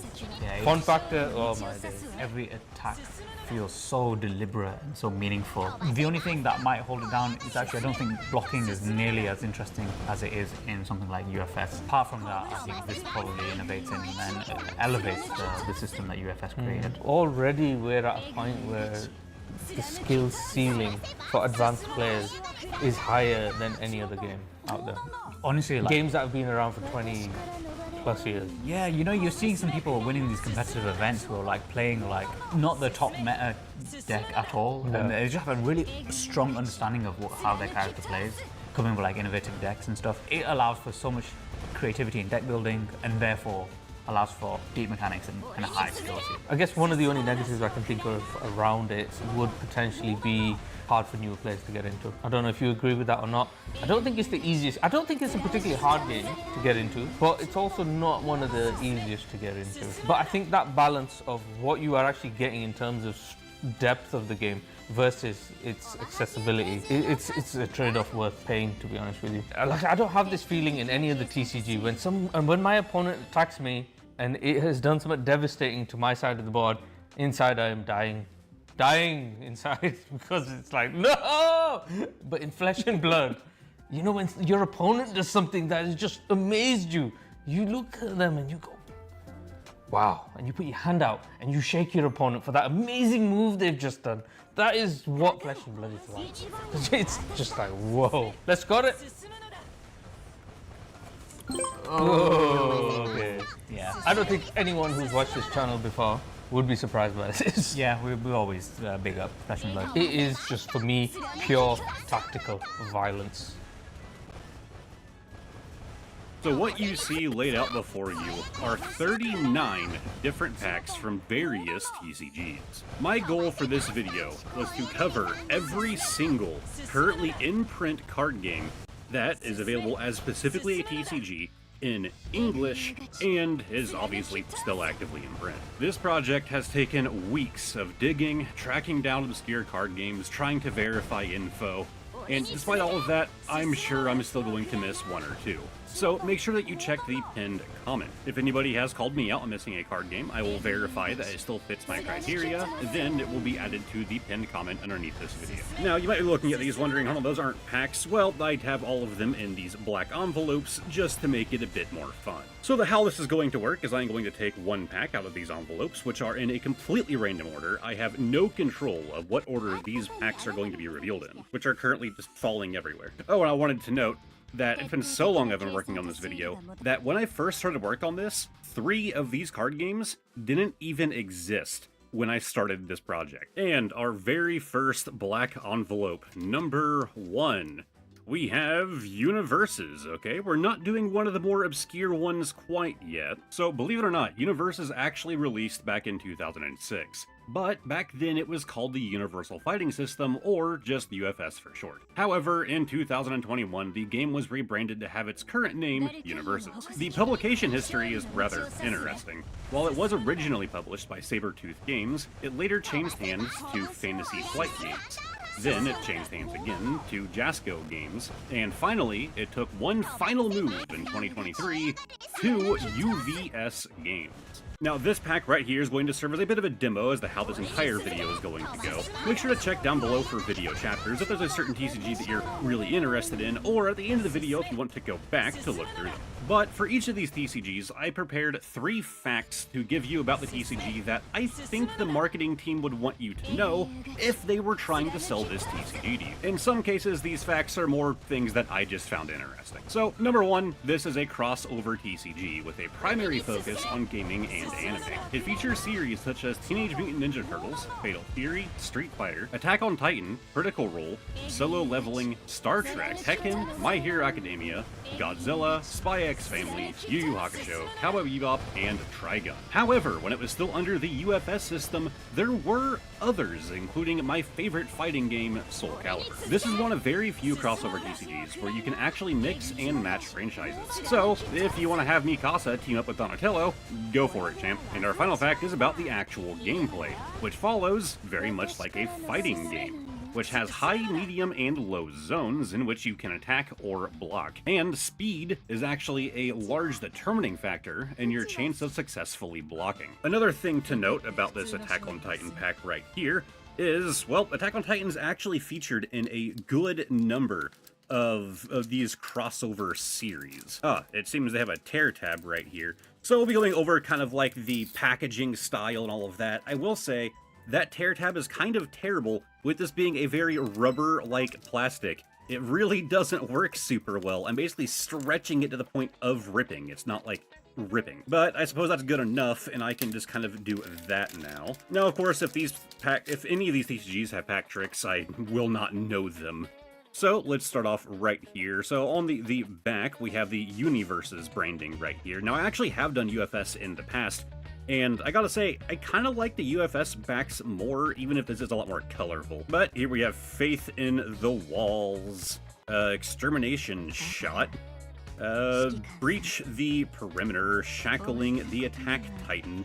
So it looks like some of this is taken straight from the manga, if not a large portion of it. I'm not sure if the manga was colorized before, but okay. I believe we might actually have a good card here. Now, a lot of card games are going to be pulling prices from TCG Player, but there's a lot of card games here and they're not all available on there, so I will be listing however I track down the values of any good pulls throughout this video.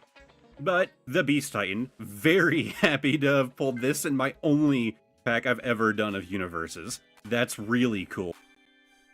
But what we do know is that up until 2017, they sold at least 21 billion cards. So Magic the Gathering could have higher sales, but with these numbers from 2017, that seems unlikely. However, it is hard to know for sure. The base set of the Pokemon TCG actually released in Japan 2 months before we even had Pokemon Red and Blue in the United States. That actually means that the Pokemon card game was Pokemon's first expansion to anything outside of games and anime, and the cards were very likely the introduction point for many kids rather than the games themselves. And lastly, the very first Japanese packs did not have any rarity symbols at all. These no rarity prints are considered to be the true first editions, and are much more rare than English first editions, and many fans don't even know that they exist. With all of that out of the way, we can open our Paradox Rift pack, which of course I will have the most familiarity with. I did specifically pick Paradox Rift because it's not a overhyped nor underhyped set. I tried to do that for a lot of these card games, but of course I don't have that much info on all of them. And it's hard to know, exactly what is considered like a... Wait, why am I doing a pack trick? Why am I doing that? What is considered like a super hyped set or whatever else. We have the Natu, Purloin Mindfu, the Pharaoh Seed, Counter Catcher, Absol, my boy! Only Pokemon pack in this entire video, and I pull my boy. I'm so happy. We have Masquerain, the Snorunt, Pumpkaboo, and a Porygon Z, so no big pull out of Pokemon today. I suppose as this is a Pokemon-centric channel, one thing that I can do is use this energy right here to compare sizes across our different card games as we go forward. I guess that's an upside to doing this early. And if you're curious about universes, yeah, you're looking at the exact same size. I imagine most cards will be. So, our next random TCG... Okay, we have Card Fight Vanguard. Gonna get my little easel set up. This TCG was originally released in 2011. Then it was rebooted in 2018, and rebooted again in 2021. All of this under the publisher Bushi Road, which I'm probably saying wrong. Now, Card Fight Vanguard's reboots were not really the card game being cancelled. See, when it launched in 2011, it ran all the way up until 2018, when it was rebooted. Then it ran up until 2021, where it was rebooted again. So, while we are on the third iteration of this TCG, it has never actually gone dark. Much like how the Pokemon TCG relies heavily on the release of the games, Card Fight Vanguard relies on the new releases of its anime. If there's a new season, then there will be a matching set to follow. And lastly, to my understanding, your Vanguard is basically a tower of cards. You start off with a grade 0 unit to form the base of your Vanguard. Then you stack higher grades on top across your turns to power yourself up. This whole time, you're also calling in rear guards to act as support. The main objective is to deal 6 damage to your opponent. So that means it's a more standard hit their life point system. But here we have the set Advance of the Intertwined Stars, booster pack number 3 from the third iteration. But we do have this little split right here, and again, we have that same rubbery issue going on here. But once again, you can just kind of split the top afterwards. So, we do have very anime here, Aurora Battle Princess Cuff Spring. Alrighty, let's take a look at the back as well. So we have the Card Fight Vanguard logo right here in blue. Then we have Cardinal Draco Still Jug? I don't know. Sylvian Horned Beast Limber. Okay, that looks very Final Fantasy to me, and I'm a big fan. Okay, it appears we have possibly just a reverse, but it's the Unappeasable Wild Crow. It's like a pretty full art looking card, and it looks really sick. I'm a fan of that illustration. Then we have the Drilling Angel. Also appears to have a very light reverse effect going on. It's not even really showing on camera. It look like right here. You like a little grid pattern going on. I'd say it's a little bit more visible in person, but it is a very light holo effect. And finally, okay, 3 holos in 1, and this one looks like it stands out a bit more than the others. Also a very more clean holo effect than the more gimmicky square pattern going on here. We have Pride to Protect. Now, when I was referring to the grade system, you can actually see that here on the top left of these cards. So, in order to, you have a grade 1 right there, then you could stack a grade 2 on top. Then you would go to a grade 3, and so on. And comparing sizing right here, we can see it is a fair amount smaller. If I had to guess, this is going to be the same size as a Yu-Gi-Oh card. But of course, editor me can throw in a thing here to let you know their sizing. All right, let's hope for something more obscure here. We got a couple, you know, bit more Japan-centric ones. But let's see what is oh!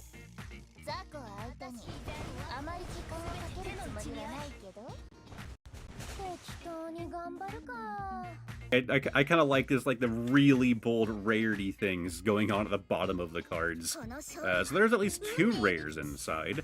We also have a starter, kind of interesting, it's just a token.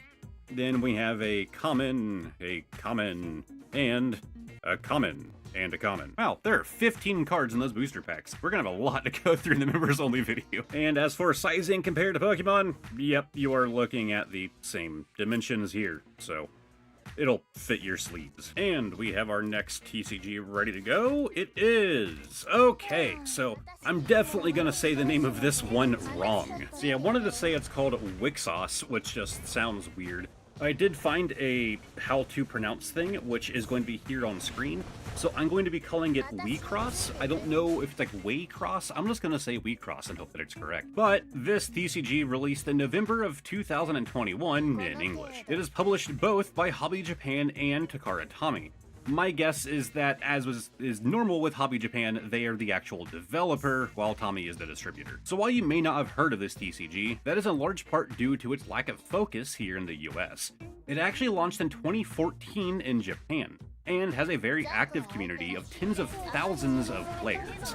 Despite its less than stellar sales here in the West, it is still doing well enough, and English support will likely continue for years to come. Now, the anime themes of this TCG might give you the wrong opinion. Firstly, this card game is a very rare case of a parallel release, as the TCG and anime were both released at the same time. However, despite what the artwork on this pack might imply, the anime is actually described as a dark psychological drama, where the characters fight using avatars. If they win enough battles, they can have their wish granted. However, if they lose, their wish is twisted into a curse, much like a monkey's paw. However, in 2021, the Diva Alive version released, which drastically shifted the tone into a bright idol and music battle setting, which is likely where this pack art comes from. And for our final fact, like any TCG, it is hard to get away from RNG. However, WeCross has made this a sticking point to avoid. It is well known for its lack of luck requirements, and it has a heavy focus on skill, featuring continuous card draws, comeback mechanics like life bursts, and high resource recycling to minimize the reliance on luck that most other TCGs are cursed with. I have to say, after learning about the rebranding of this TCG, I wish I would have tried to find one that was before the refocus onto this more bright and bubbly version, but I actually don't know if that version was ever in English. I think it might have been the same time where this Diva Alive version came out. I'll give info here on screen. But taking a look here, and yes, we very much have a Diva-focused card game, which is not really my thing. But, you know, it might be some of yours, so, you know, feel free to let me know if this is a card game that you are into.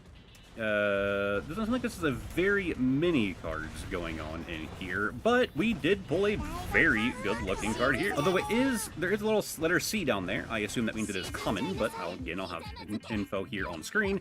And cool, no real pack trick. Gotta say, I don't care much for the back of the cards. That's a lot of text. You don't have to have that.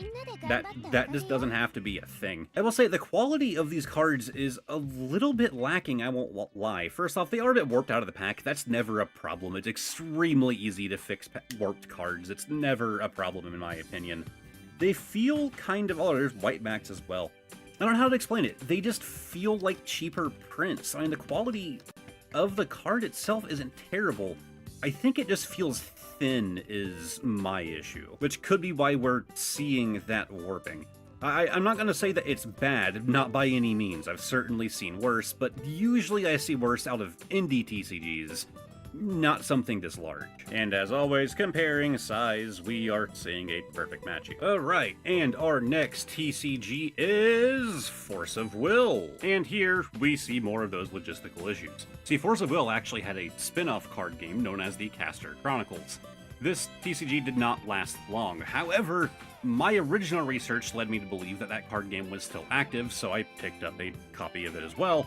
But it is not. This TCG is well out of print, so this will be going in the members-only video. There will not be a deep dive into it, as I'm only doing that for active TCGs. The Force of Will first released in English in 2013. It is published by Force of Will Inc., although it might sometimes be distributed by Hobby Japan or I Spy Productions for the international markets. As you can see here, this was done by Force of Will themselves, no mention of the other two companies, so it's likely that here in the States, we get it directly from them. So fact number 1. This TCG had a crazy boom between 2015 and 2017, and it actually became the 4th largest TCG worldwide, just behind Yu-Gi-Oh!, Pokemon, and Magic the Gathering. However, post-2019, the competitive presence shrank. Now, the competitive scene is still around, but it is far smaller than it was in its heyday. As a result, the company has pivoted towards collectors and at-home players. Still, this TCG is well known for its art and its high card print quality, often being held above that of its bigger competitors like Pokemon and Magic the Gathering. While it is not based on any existing franchise, Force of Will does take heavy and direct inspiration from Grimm's fairy tales,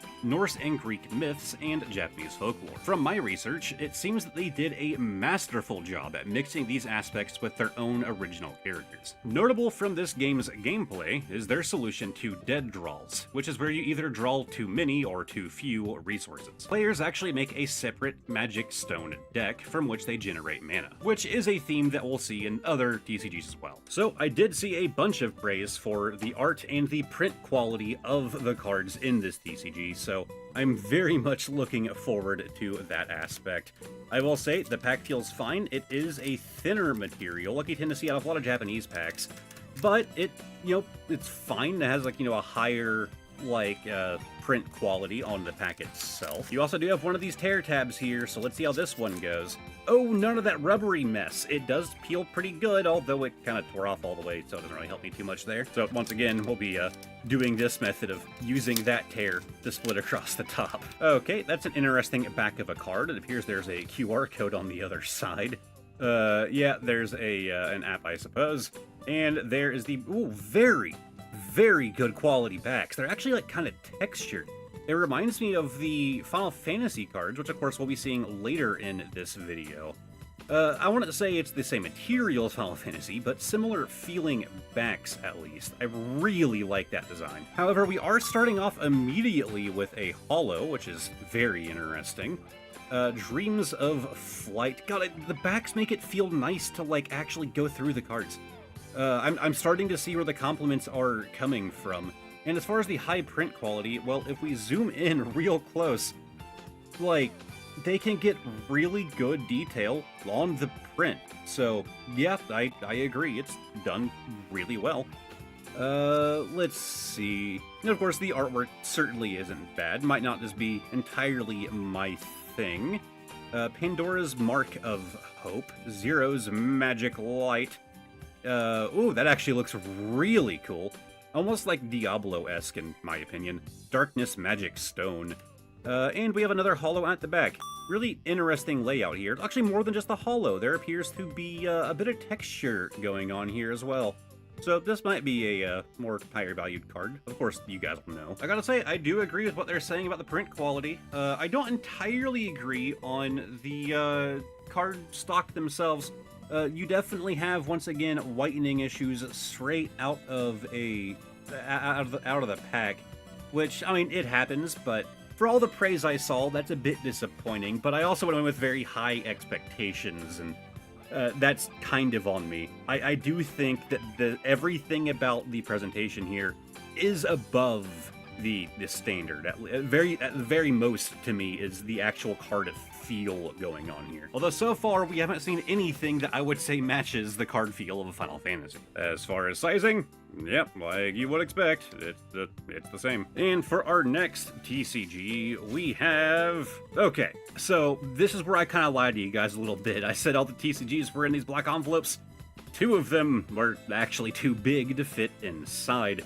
So I used these little Pokemon Trick or Trade packs and just threw some tape on it with the name of the TCG written in my awful handwriting. So this was just kind of like a token to represent it. And here is the pack from Roundtable. And yeah, you can see it's a pretty wide boy. It wouldn't quite fit inside of that thing here. Now, I will say this, my goal was to do all of these TCGs on an even playing ground. If they came in like a card hanger, I removed them from that. If they came with something special, I removed that. I will say I purchased this directly from the manufacturer, and their business card is really cool, so I kind of want to show it. Okay, well, it seems that I have misplaced it. So, hey, we get to keep the balance of trying to keep all of these TCGs on equal playing ground. So Roundtable released in 2024 and is published by Nimue, I'm not sure how to say that, Innovation Studios. This TCG is themed heavily on Arthurian legend. I know I said that wrong, I'm sorry. Your goal is to conquer regions using your knights and resources to gain renown. Whoever has the most renown at the end of the game is crowned as victor. This game's turn order actually follows real-world seasons. In spring, you build and grow. In summer, you battle and quest, and finally, in winter, you draw back and regroup. Lastly, some upcoming sets look like they could drastically mix up gameplay, as they are now going to be adding some magical mechanics to the game, including some fantasy creatures from Celtic mythology. Now, despite the size here, this is not necessarily an expansion pack. It does say Treasure Expansion Pack, but it is like a standard TCG. You get random cards inside. This isn't a preset card game, which was my original concern. Rather, they just call their booster packs treasure packs. So, of course, the pack quality is very unique, I'll say that. I am concerned at all of the extra space in here compared to, as you can see the indent, the size of the cards, not doing the best job at protecting them, you know, in shipping. Very foil-like quality and honestly rather hard to open. I'm actually gonna have to pull the scissors out as I'm struggling to open this and I feel like I'm gonna damage the cards inside. So we're gonna pull out the scissors here. Yeah, very aluminum-like plastic here. But let's pull that out, and we have pretty standard-looking sized cards here. So first off, on the back, you do have the round table region right here. Oh yeah, I should have mentioned, you do have region cards, and you have more standard cards. So regions very much play into how you play into the way that this card game actually operates. Anyways, we have the basic armor, the Knight Vassal, once more with feeling, definitely a bard here. Lucidity Bear Hunt. Okay, I actually really like that depiction. Gareth. Yes. Squirrel. Okay, that's a good high quality squirrel right there. Just reminds me of that Baldur's Gate scene. We have the Knight Errant Destrider. I don't actually know how to say that. Tristram, the Blessing. Very mix of art styles here that I'm a kind of big fan of. I'm not even going to try and pronounce that. Or that. I can pronounce Excellent Shield. I can figure that one out. Thomas. Ooh, okay, so these are actually sideways here, although the name can be displayed in either direction, along with these little markers there. But these are your region cards, which again have a major impact on the way that this game is played. I should note, again, this video is just meant to do a basic overview to see if it's something that you're interested in. Then you can do your own research after this. If you think I'm going to teach you how to play 39 card games in one video, I apologize. So as for the quality, does it hold up to the big boy TCGs? Well, it might kind of look like it, however, it does seem to be kind of faded. Like, the colors aren't quite popping here, and it's definitely not as high quality paper either. But for an indie TCG, it more than does the job, and they seem fine. My biggest thing is it gives me like a weird feeling on my hand. It's like a coating on the outside of these cards just feels weird, and it's like it's getting into my fingers. Not bad, I'd say. If anything, that feeling kind of makes the cards more slidey, like, I'll give it that. But it's just, you know, a bit lower quality paper. Again, indie TCG, you gotta... You have to lower your standards, okay? You're not talking like a multi-billion-dollar company here. This was likely started by a guy, and I would say it more than suffices. As far as sizing, I believe they were going for the same size as, you know, your standard, like Pokemon. However, it is a slight bit larger. It'll probably still fit in your normal sleeves just fine, but it'll be a little bit more of a tight fit. So maybe your perfect fits won't work super well here. I can test it real quick. So firstly, these are by far my favorite sleeves right here. I will have an Amazon link down in the description if you would like to pick these up. I do get a kickback if you buy it through there, but man, I love these things. But let's go ahead and see if it'll fit. So these are perfect fit sleeves, but they also have a little backing piece that goes in. And yeah, it does fit, but yeah, it is definitely a very tight fit right there. Does it go all the way to the bottom? I would say it pokes up just a little bit, which is a bit of an issue with this sleeve. But can I tuck in the back? Ooh, yeah, okay, it's sliding in. It's sliding in. The paper quality, that weird feeling, might actually helping it do that. And yeah, it doesn't quite fit perfectly in here because that flap can't go all the way down to form its seal. But in, you know, non-sealable sleeves, these would work fine. While we are on the talk of links in the description, let's go ahead and go side thing for me. All right, next card game oh, wrong way. We have Sorcery Contested Realms, another Altharian. Personally, I don't think print quality on the Grand Archive. This one actually contains my favorite fact out of any card game that we're going to be looking at today, believe it or not. Following a very successful Kickstarter in 2023, which raised $947,000, it released in October of 2024. And my favorite fact, the publisher is called Weebs of the Shore. That's not a joke, that is their name. And God, I love that fact. The parody of Wizards of the Coast, Weebs of the Shore. As you can probably guess, that means that this is a original IP. So on to the actual facts. Fact number 1, this TCG emphasizes clarity. As in, you are looking at low stat ranges and easy to read card text. No Yu-Gi-Oh! Novels here. As a result, this game has been described as an anime TCG with Western design sensibilities. This is a champion-focused TCG, meaning that you have one champion as the heart of your deck and your strategy. On top of the champion focus, this TCG also features a split deck system. The first is your material deck for your champions and regalia cards. Then you have your main deck for your allies, actions, attacks, and everything else. So let's take a look at, again, my favorite little thing, Weebs of the Shore card game here. Now it does follow your more traditional Japanese pack style with the large stem and extended artwork, but an interesting little perforation up here for ripping open. Quality is kind of what I expect from these, Japanese style packs here. But let's split this one down, and okay, that worked pretty well, I'll give it that. But yeah, this is a Western-themed and designed and produced card game. But they even did the Japanese-style packs to kind of coincide with, reaching that anime fan market who was used to those style of packs. Anyways, for the back, we have Grand Archive. Again, card backs on some of these anime ones are really cool, man. Like, I really like this design. Why this, like, black and gray, like, reflective thing going on lately, I'm a big fan of. Anyways, we have the Horse Archer. Then Nightshade. This actually feels very Magic the Gathering kind of layout going on here, I'll give it that. Very inspired. The Tidestone Seeker. I mean, come on. You're going in the background for the rest of the video. See, now we're getting a card game with overrepresentation. We have the Whirlwind Threads, the Dazzling Courtesan, Steady Sharpshooter. A lot of archery focus in this one. Like, I'm sure it's just the RNG of what I'm pulling here. But again, I'm always the archery guy. I actually miss having property where I could actually target practice. I have a bow. But I have a Seeker card in here. This card game is, like, calling to me now. We have Something Disposer, don't know how to pronounce that one, and we have Bagua of Vital Demise, I don't know. I'm dyslexic, don't judge me. So, no hollows pulled, which is a bit of a bummer. I'd like to see how their hollows look, but, yeah, card quality feels fine. You have a bit of that textured backing back here.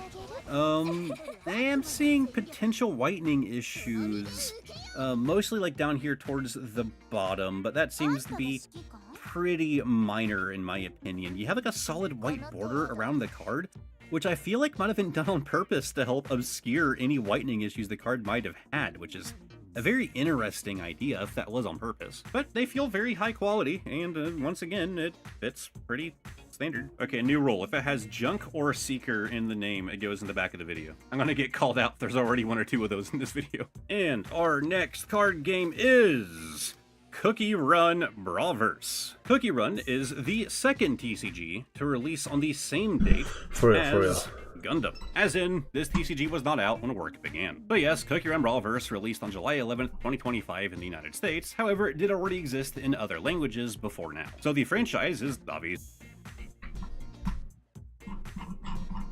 So, Again, this is going to be a members video. To be honest, I only ever watched the first season of One Punch Man. So Union Arena is actually fairly new, releasing on August 4th of 2024 in English. And of course, I know, shocking, it's published by Bandai. So this is another one of those crossover TCGs where there's a shared role set for cards from various anime that have to kind of squeeze into that role set. So far, these shows include Bleach, Hunter x Hunter, Jujutsu Kaisen, Code Geass, Demon Slayer, One Punch Man, Sword Art Online, Black Clover, Fullmetal Alchemist, Attack on Titan, and Rurouni Kenshin, which I wish I would have gotten one of those instead. Kaiju number 8, Yu Yu Hakusho, Nikke or Nike, I'm not sure, I'm guessing Nike, Goddess of Victory, Evangelion, God, how do you say this? Kagurabachi, Solo Leveling, and Tokyo Ghoul. Interestingly, no, you can't mix and match cards from different series. If you make a Fullmetal Alchemist deck, then you can only use cards from Fullmetal Alchemist. You can't throw in cards from Attack on Titan. As with pretty much any other crossover TCG, the primary buyers are going to be collectors, not players. However, Union Arena is starting to scoop up that market pretty quick. In Japan, there is already a very solid competitive community, and Bandai is actively pushing for organized play here in the West. So if you were interested and were afraid that there won't be enough actual players, you might be surprised if you go ask around your local LGS. There's always a chance you'll find someone. Anyways, another Bandai pack. Again, pack quality, all of that. It's Bandai. But yeah, I know very little about One Punch Man. I don't know what the circumstances are behind me acquiring this pack. I think I actually found this in person, and that's why I was like, alright, that fits the requirements for the video. Despite it not being an anime that I'm like, you know, super into. I liked the first season though, but I watched it back when the first season was still a new thing, so it's been a long time. We have Terrible Tornado, very vibrant yellow borders here. Okay, the borders change. We have King, Terrio, Terrible Tornado, really? Really? Okay, they are two different ones. This is zoomed in more. There's also no text, I just realized, in that entire character box there, but there is here. We have the Metal Bat Boros. Oh my god. Whirling Wind, Flowing Water, Roaring Chi, Rending Sky Fist. Calm down, man. We have Psychic Power, Metal Bat again.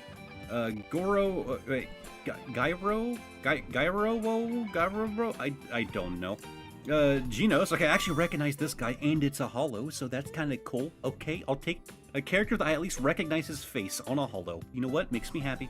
And we have Boros, also as a holo. Neat. Again, if you're into any of the shows that I listed, you probably, you know, it's worth checking out at least, right? Okay, I won't lie, we only have 3 card games left, and I am crazy tired. It is 1:30 in the morning now. That last recording session was 2 hours long. I only stopped because I was afraid something could go wrong, so I wanted to end the recording and restart it. But we can push through. We only have 3 left to go. So, our next TCG is Hololive. This is the 3rd and final card game that released all on the same day as Cookie Run and Gundam. So of course, that means it released on July 11th, 2025, and is published by the Cover Corporation, which is the parent company of Hololive, and is done in collaboration with Wuxi Road. So, if you are not aware of Hololive, well, it is a VTuber organization. Hololive is probably one of the only VTuber organizations that I personally know of, thanks to the fantastic free game HoloCure.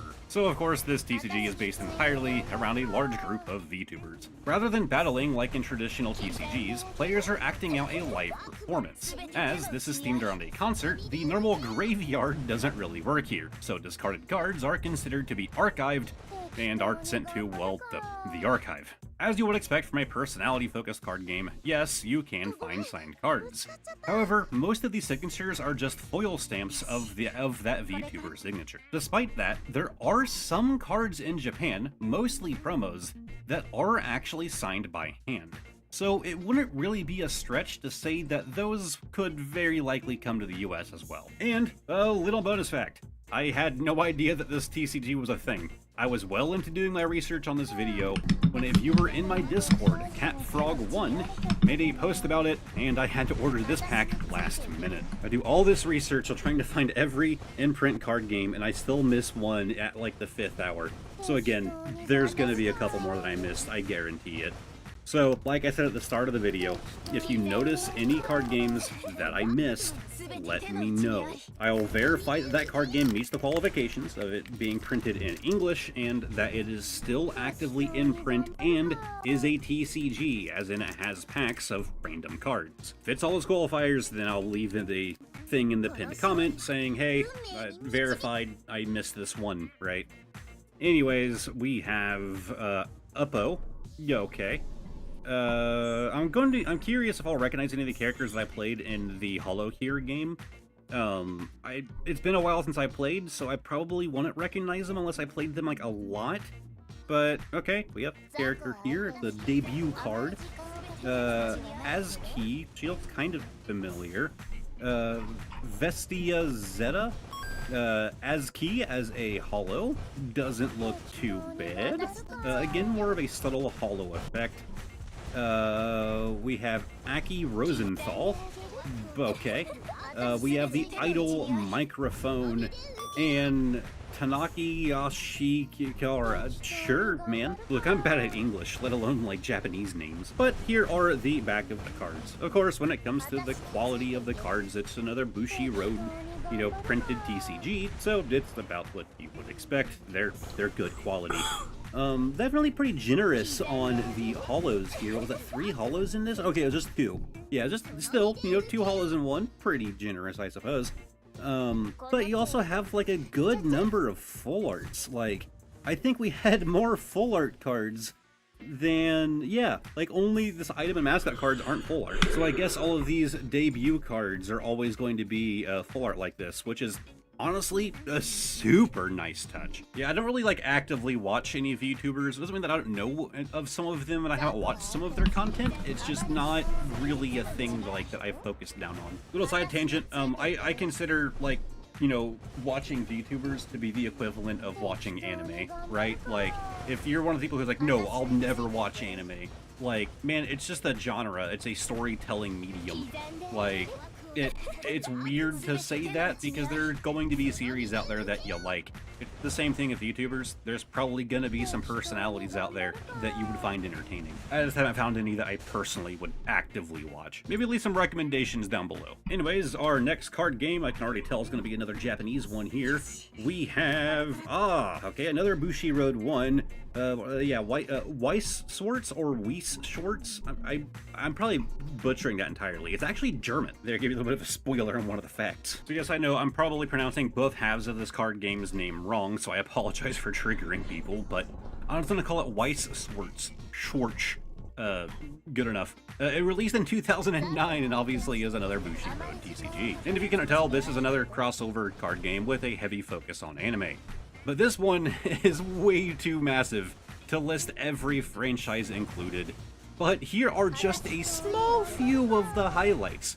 Persona, Psycho Pass, one of my favorite animes, Shining Force, Sword Art Online, Star Wars, The King of Fighters, Kill la Kill, Miku, Gurren Lagann, Disgaea, Fate, Attack on Titan, Clannad, Angel Beats, Avatar The Last Airbender, Adventure Time, and of course, Ruby. Now this series is split into 2 thematic halves.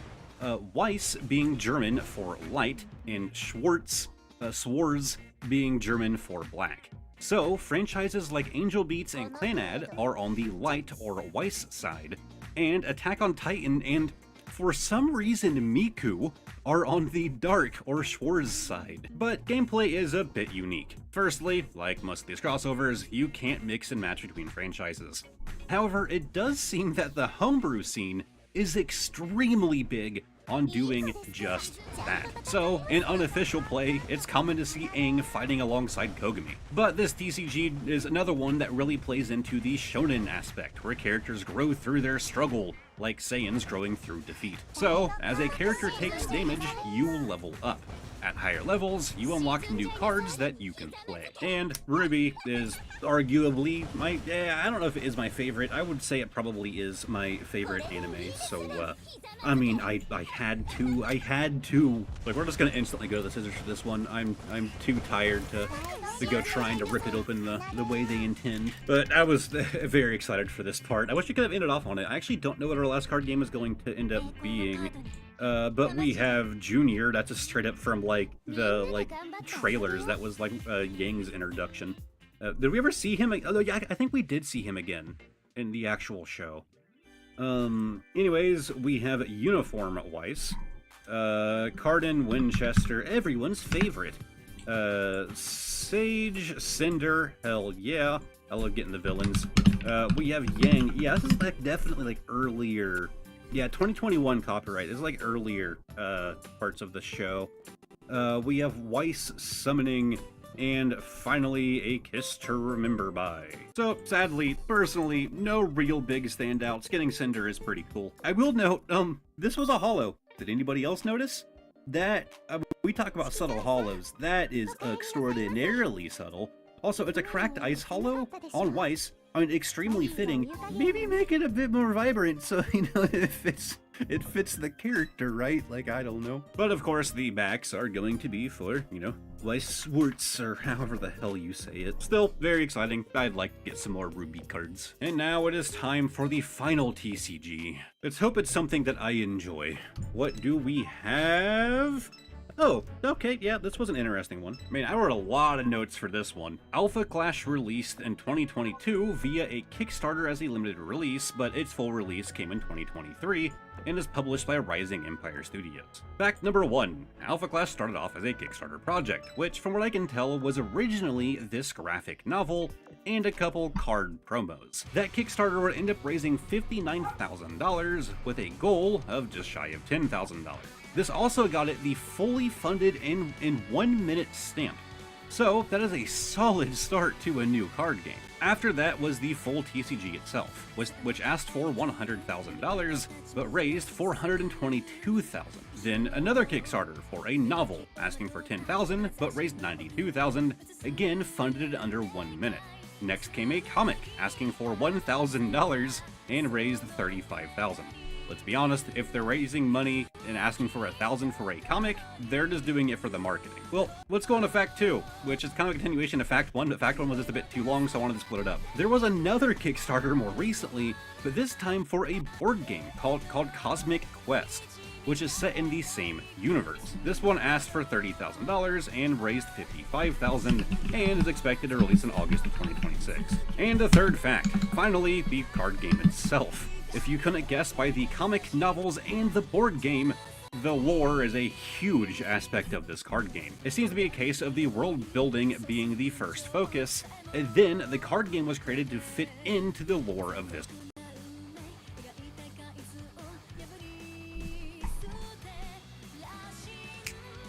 Alright, let's do this. How's it going, Rogues Gallery, and welcome to our very first TCG tier list here on Red Zone Rogue. And by a TCG tier list, I mean a mostly comprehensive TCG tier list of what I consider to be not really the best, but the ones that I enjoy most. And we'll talk about my stipulations and all of that stuff as we go on. This is actually one of the most requested videos for me. And, you know, after almost 10 years of covering TCGs here on YouTube, this is the first time I've done a very comprehensive TCG tier list like this. So without further ado, let's go into our overlay and we'll talk about what the TCG tier list is and what it isn't.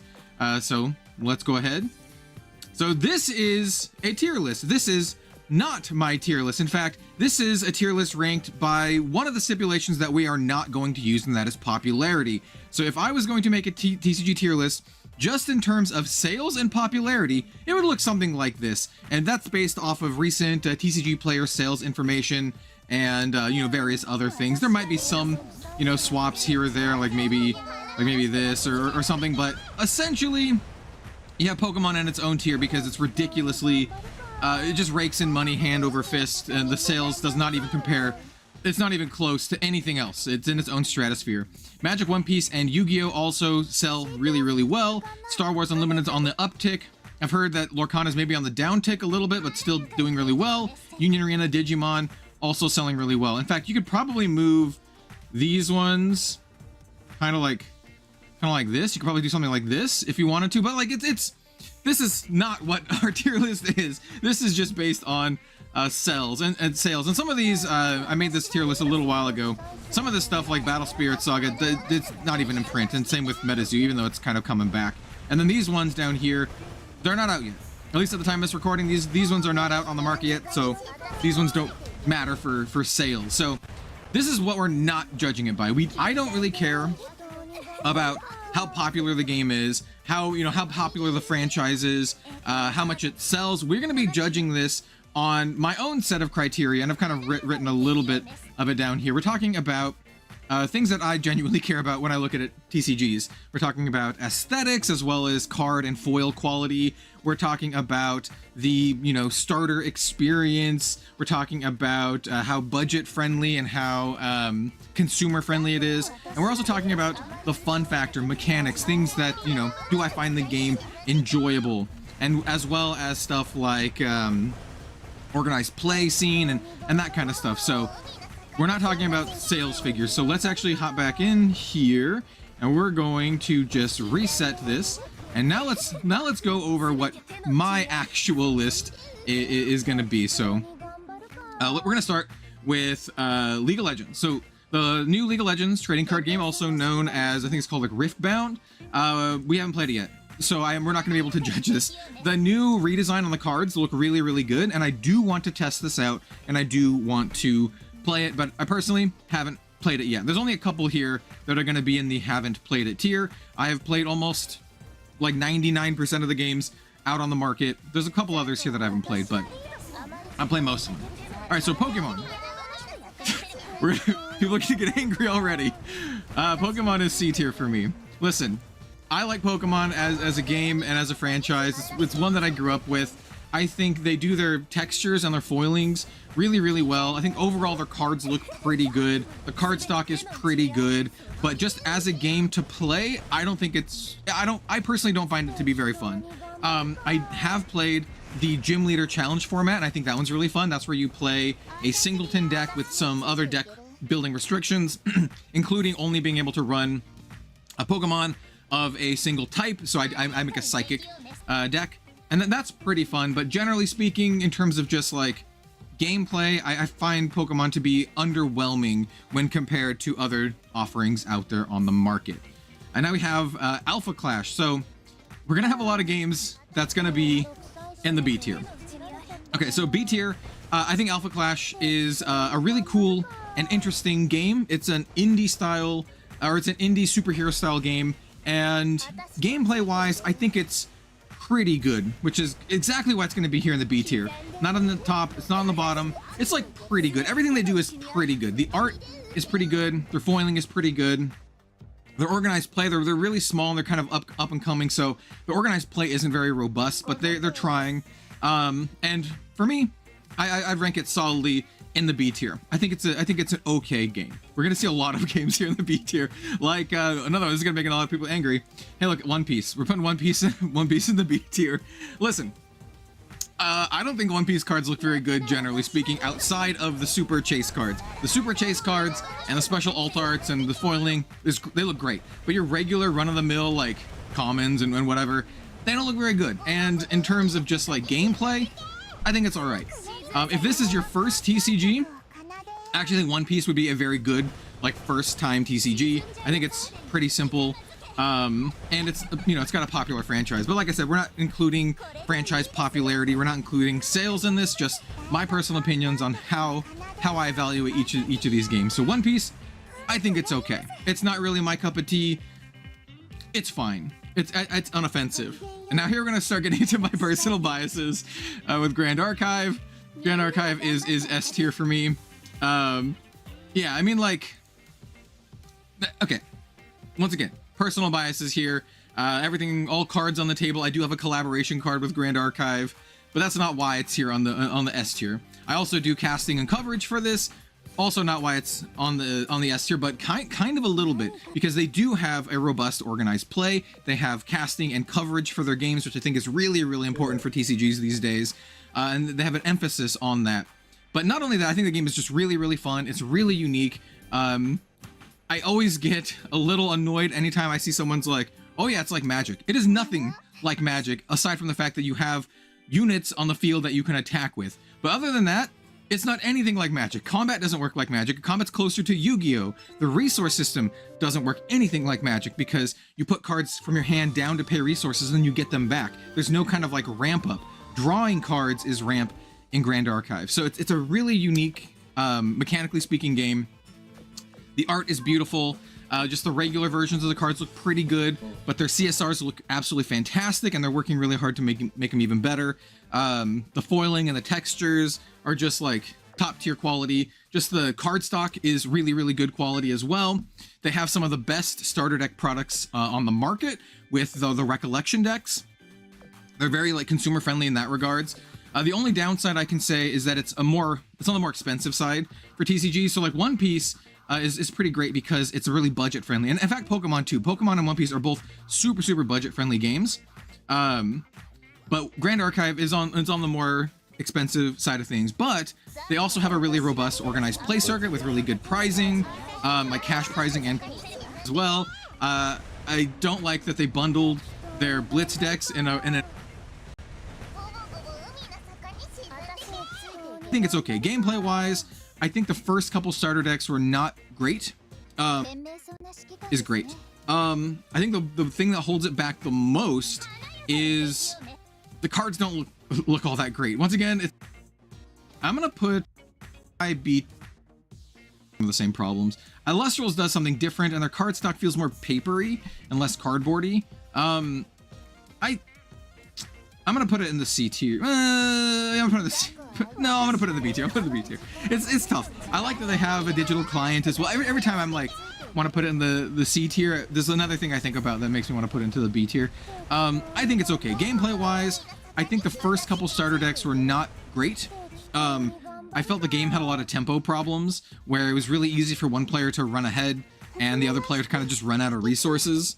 That might be fixed with later products. They did send me some stuff to try out, but I haven't tested them out yet, like the more recent decks. But generally speaking, I think Illustrials is okay, and I think it's a really good alternative to something like Pokemon if you're a fan of that, general style. Weiss Schwarz. Weiss Schwarz is gonna be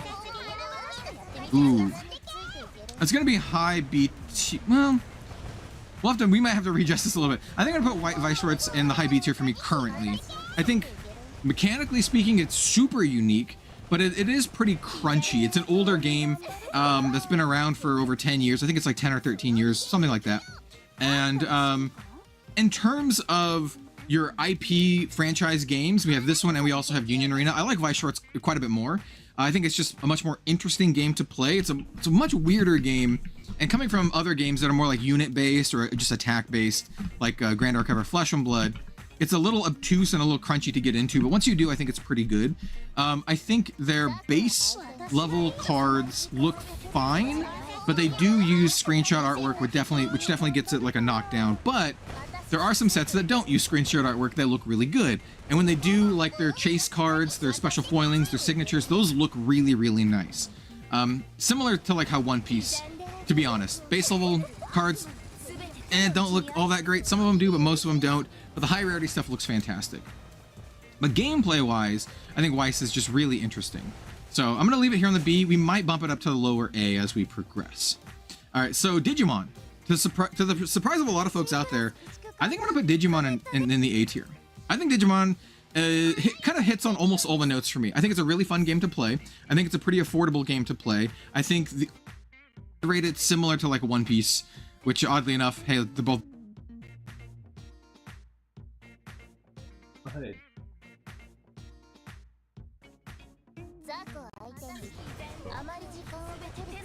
Oh, it is time. Is that Kane?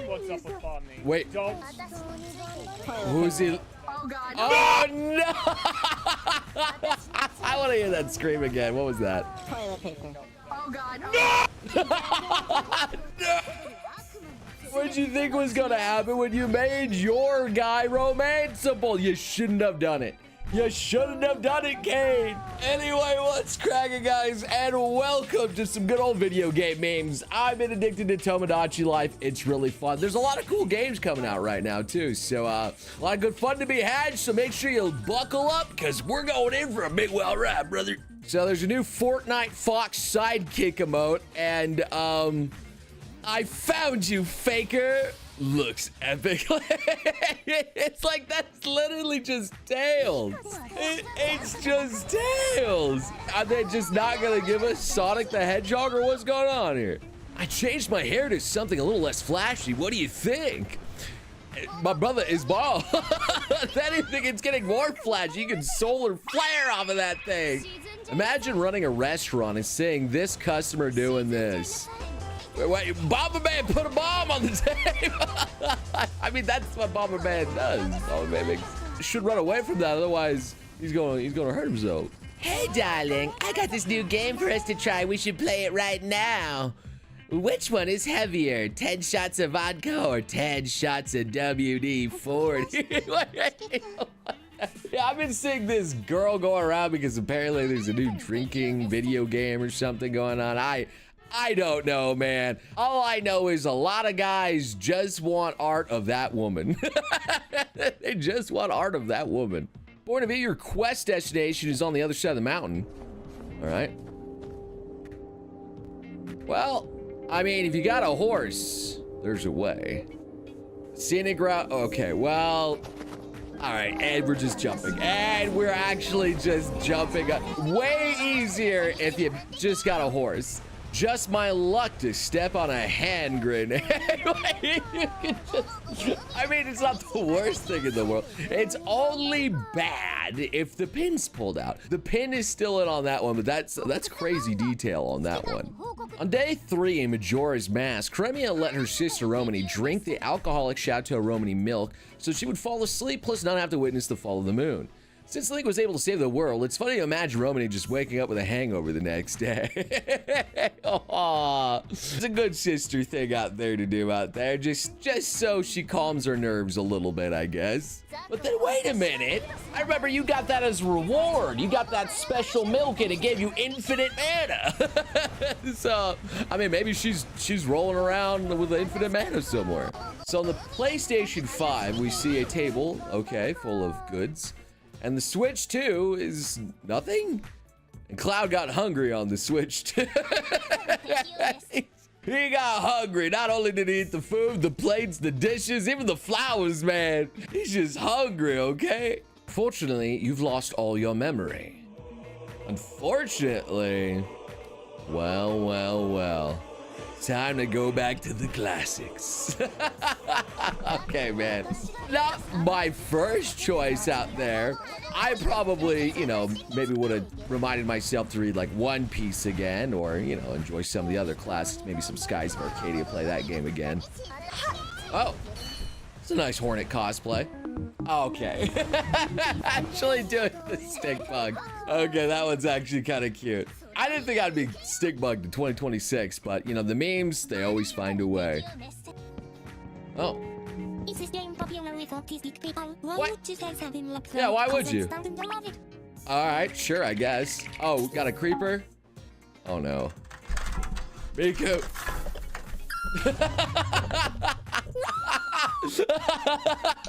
The screams. Alright, the screams are actually pretty good there. I mean, it's not that big of a deal. You just start off. You really didn't lose any progress. You just respawn, unless it was hardcore mode. Man, this game is so hard. I can't do this. And what does the silhouette say? Well, dang, you can't fool me on that one. Emily and Diana seem to be drawing something. I'm done. Let's show it. Yes, let's. And ta-da, that's you. Oh, she made her as top. Oh, that's cute. And that's you. Oh, that doesn't look like me at all. Well, I can't see it all. I mean, the fact that she actually somehow managed to make something humanoid is impressive. I ain't gonna lie. The top design, kind of funny too. Vegeta? Vegeta, watch out. He's right behind you, Vegeta. Vegeta, oh my God, that strut too. The model strut of Broly goes kind of hard. I love that you gave him abs as well. That's freaking great. All right, a Nintendo Switch cartridge, and no, don't do it, don't do it. So just like, yeah. I have been tempted to give a little nibble of the Switch cartridges, but you know, I guess it's probably best I don't.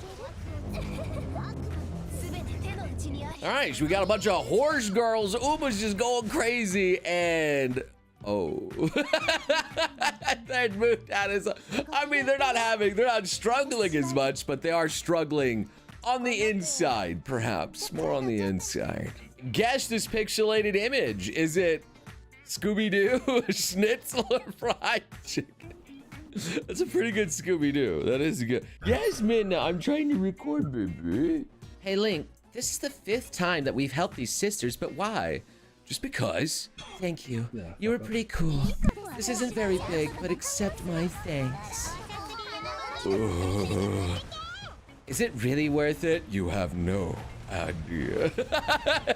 You have no idea. My favorite part of it was a bug that he just got hugged by being pushed into it, but the man didn't want to change it because that was like every little boy's dream, and he was right. Honestly, a great reward. I think I've done it several times. I mean, just cause. Sim turning a TV on and it breaks immediately, sitting silently reaction video. Okay. Oh. How did it break just by turning on? That doesn't make any sense. That's kind of sad, honestly. He just turns it on and it breaks. That's a bad look out there. What'd you mount that on? Okay, I can fix her as it's lost lace and crap. Lost Hornet too. I mean, to be fair, she did try her best to save her, and she was very close. But she needed a little bit of help, just a smidge of help. I can't believe this. You're a Phantom Thief. She's a Phantom Thief. I'm a Phantom Thief. Are there any more Phantom Thieves I should know about? Meow. It's more God. Actually, one of the best memes I think I've seen of that. Yeah. Somehow the cat is also indeed a Phantom Thief. Hey chat, how to wake up a human? No, I mean, that does work. Technically, it does work. However, don't. My name is not Zelda, it's Tetra. Awaken, Princess Zelda, and yeah! No! You got rid of her tan! How could you turn her into Zelda and get rid of the best thing about Tetra, the tan? No! We'll never have a Gyaru Zelda, guys. We'll never have a Gyaru Zelda. They're all telling each other jokes about ripping people's limbs off. Well, I mean, as long as they're having fun, they're all just good friends. It's just missing Chica at that point. First time riding a bike, kind of nervous. All right. Oh, Cyberpunk. Oh, Jesus. I don't think that's natural. The man's floating. You're shaking too much. Brother, hold her steady. Hold her steady. Is this like when Cyberpunk was incredibly buggy at the start? I don't think that's natural, man. That was pretty much me when my cousin Robbie wanted me to drive his bike too. And my dad, you know, he drove a bike as well, and so did my, you know, Uncle Rob as well. But problem was my dad broke his neck on it, and I was scared because of that. I didn't want to break my neck too. I drove right into a bush, by the way. She seems to really want this. What? I know that blue arc. Oh. She wants the smut. She's just really, she's blushing and reaching for it. She's shaking her little hands. The only thing I know about that girl is she just really likes her smut. And honestly, that's very accurate. I tried to visit the stylist one time. She just looked at me and said, nope. As it's the goblin. No, the goblin. Can't really style Ball. I mean, she could put a wig on it, and she could style the wig, put like a toupee or something. She could have done something. Oh, Plant versus... Okay. No, wait, too much suck. I'm trying to go away. No, wait. He can't escape the suck. The suck is too powerful. No. Honestly, terrifying. I wouldn't want to get squished by that big butt too. Is that Majima? Oh, it is. No, stop. No, it's not Kiss a Homie, is it? Oh, it's gone. Okay. Well, everything's fine. Nah. Jump scared by kissing a homie. I mean, okay, dang. What a thing to get jump scared by, I guess. And Link and Zelda looking at some butterflies, and all right, they seem to be Link's catching them in his hands though. And oh, he's making them into a green. It's like, wait a minute. He needs his potions, okay? How else is he gonna be able to survive the cold or the deserts and things like that? He needs them. This game is so boring, it takes a while to get to the missions. Oh, what do you just run around as Spider-Man? Just a simple jog out there, man. That's like being like a morning run. I mean, at least he's getting his steps in, okay?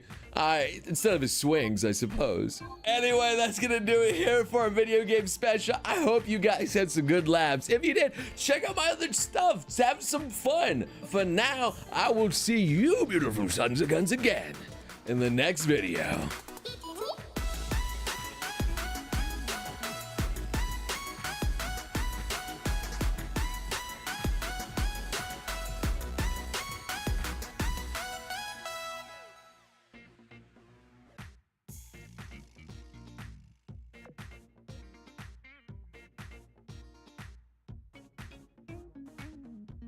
The worst she can say is no. All right. She's kind of hot though. No! Oh no! Oh my God! My man got down and proposed and just got blown up like a flame alchemist snap or something. He said it was exploding kids. I guess you guys shouldn't be afraid of rejection. You should be afraid of getting immolated. What's cracking, guys? Besides my voice, because it's still shot. From yelling at a rage game. Oh God, what is wrong? I can't. I'm just going through second puberty again. Don't worry about me. Anyway, yeah, I got some good here video games before you. Video game memes, I should say. And let's just get straight into it. What is this one? I love my own voice. Nighttime, we should go to bed. Yeah? Okay, I got some beds, don't worry, I'll put them down. Oh, hey, okay. With the Minecraft girlfriend, that's the dream right there. Wait, what's she doing?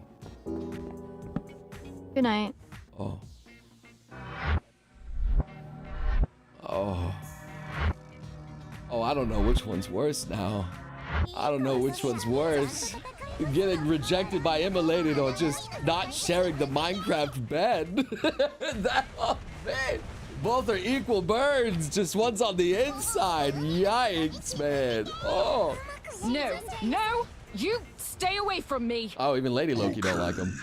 Hulk let you know when Hulk wanna smash something. Oh, Hulk, what do you mean by that? I know she big and green too, but god dang, I don't know if she's ready for your old big green mean machine. All right, man. Hulk wants to smash. Hulk wants to smash. Wait, is this IRL Yakuza? Wait, this is cool. The fact that he also, just the way he runs at full speed. All right. Yeah, there we go. Heck yeah, give him my reward. Let's go. Amazing. Runs into him a little bit, swerves over. There's clearly a guy standing there. Just the guy going, ah! No random encounter with one of the thugs too that just go and chase you. That's amazing, honestly. Now this is just a screenshot from Sonic where this egg is getting cracked in his egg. He said it's huevos to me. Eggman is no longer Eggman. He's just man. Yeah, I saw this out here with Would You Like Some Tea as, yeah, I see Tachyon will give some nice tea out there. And this is a play of what happened at Comic-Con, I believe, where there actually was a girl that was sitting inside and that people could buy some tea or soda or whatever from. Don't show the image, Chino. I'm afraid of what YouTube would do. It's just like another instance of Belle Delphine's gamer girl bathwater, except you get it fresh from the source. Oh, okay. Ooh, let's go. Is that Kane? What's up with Bonnie? Wait. Don't. Oh my god. Who's he? Oh god. Oh no! I want to hear that scream again. What was that? Toilet paper. Oh god. What'd you think was gonna happen when you made your guy romanceable? You shouldn't have done it. You shouldn't have done it, Kate. Anyway, what's cracking, guys? And welcome to some good old video game memes. I've been addicted to Tomodachi Life. It's really fun. There's a lot of cool games coming out right now, too. So, a lot of good fun to be had. So make sure you buckle up, because we're going in for a big wild ride, brother. So there's a new Fortnite Fox sidekick emote. And, I found you, faker. Looks epic. It's like that's literally just Tails. It's just Tails. Are they just not gonna give us Sonic the... Yo.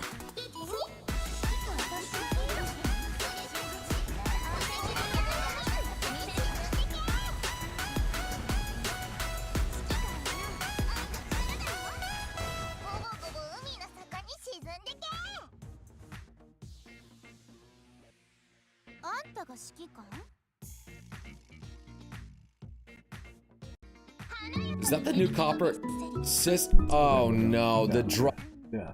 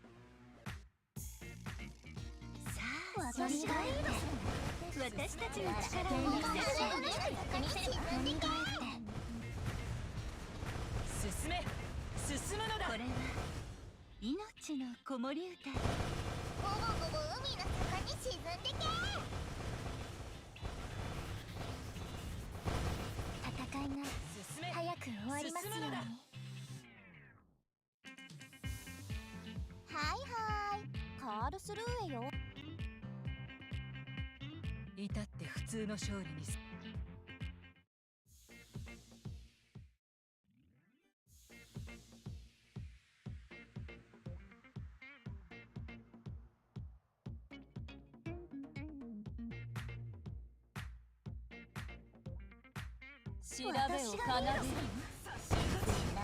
恐怖絶望を指揮官への愛の力だよ。ごぼごぼ海の底に沈んでけ。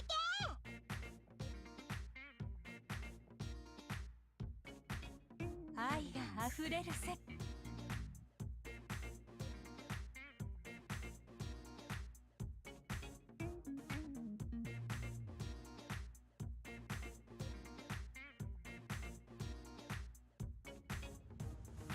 調べを奏でるなら恐怖絶望を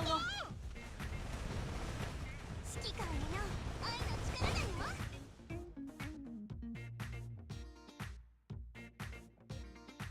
あんたが指揮官？華やかに敵を召す。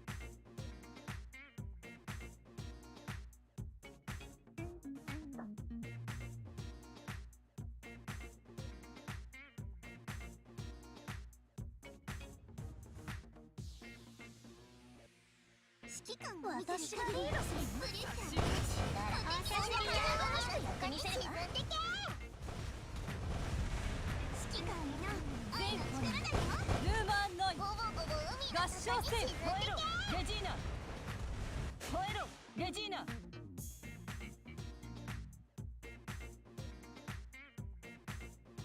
華やかに敵を召す。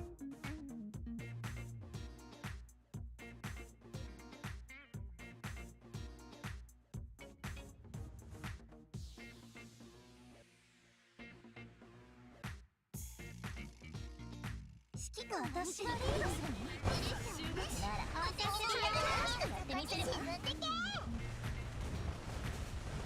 揮官への愛の力だよ。ごぼごぼ海の底に沈んでけ。吠えろレジーナ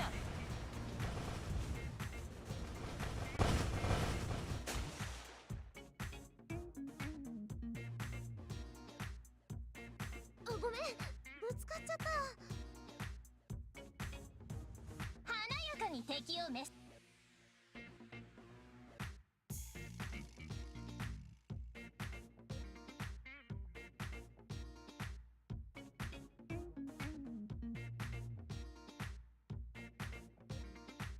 指揮官も私がリードするの？なら私がやってみせるわ。指揮官への愛の力だよ。ごぼごぼ海の底に沈んでけ。吠えろレジーナ吠えろレジーナ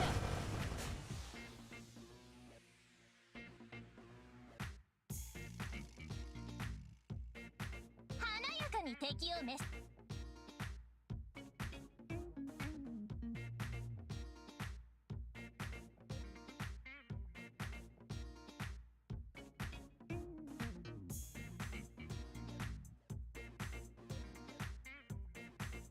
ねじ伏せるわ私がリードするの？なら私がやってみせるわ。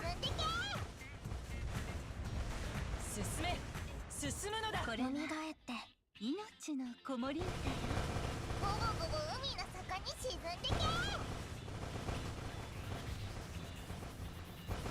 戦い進めが早く終わりますように。はいはい、カールスルーへよ。自然に抗おうとするの指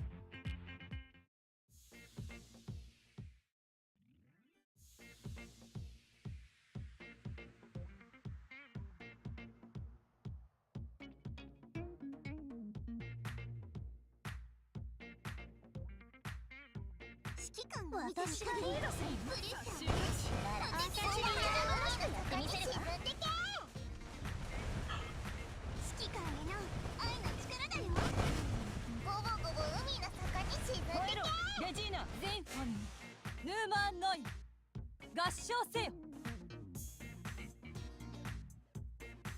華やかに敵を召す。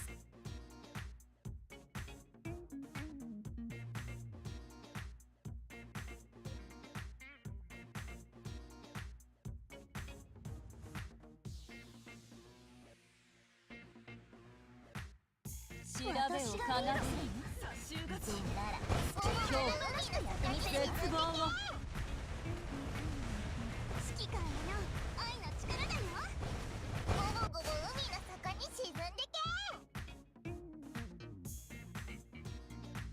光をカードに魂を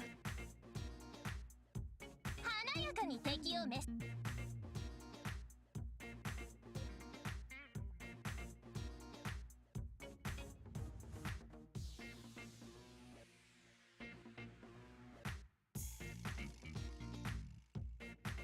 指揮官を私がリードするブリッサなら私が中に沈んでけ指揮官への愛の力だよゴボゴボ海の底に沈んでけレジーナ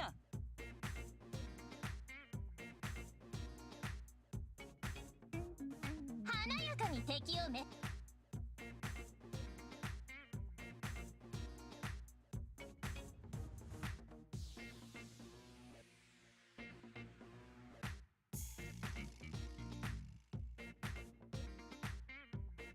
指揮官を私がリードするブリッサなら私がやってみせるわ沈んでけ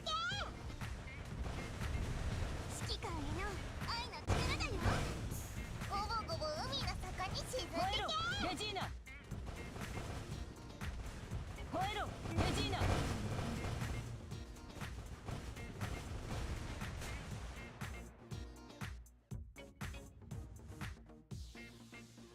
フォックスハウンド指揮官に報告華やかに敵を召す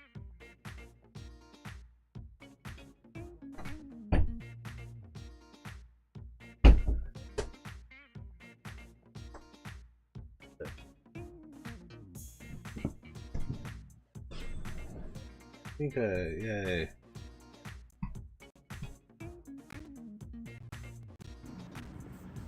Hello everybody, welcome back.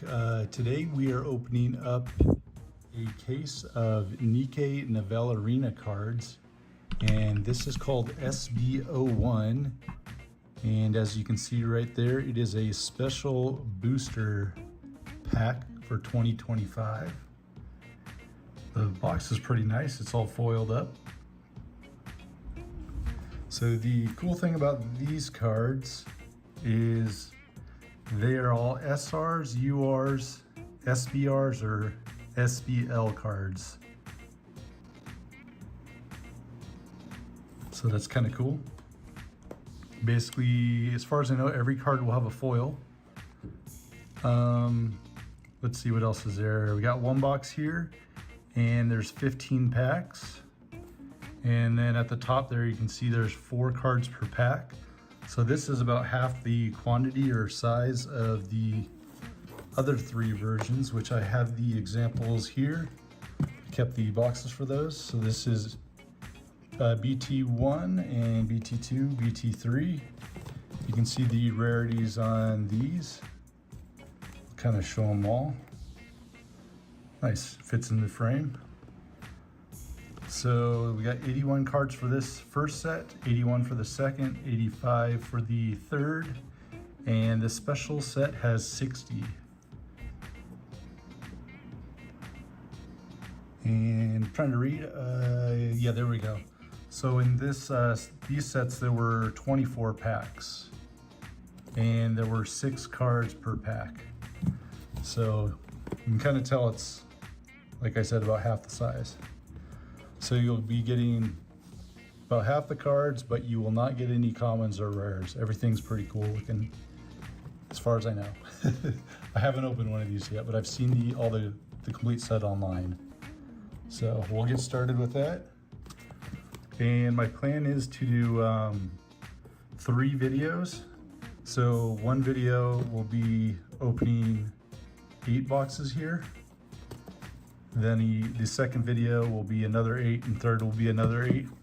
And then I also plan on doing a 4th video, which will be just a recap of what I got in one case, just to help everybody out. So we'll get started.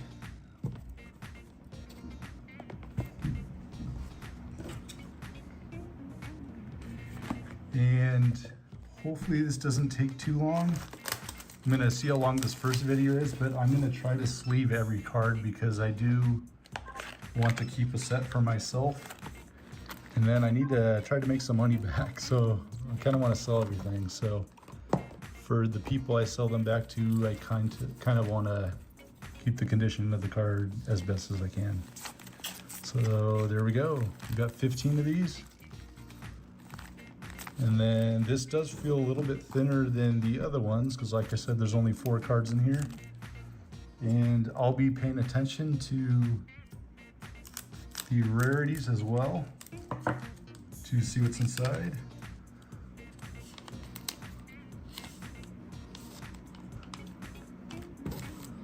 All right. It's very cool to just see the card in a foil for all of them. So we got SR. So SR sounds really nice, but like I said, we'll turn one of these around. SR is basically like the common of this set. And some of these cards were used in other ones. So we got a UR, which that sounds amazing, but wow, that foil is really cool.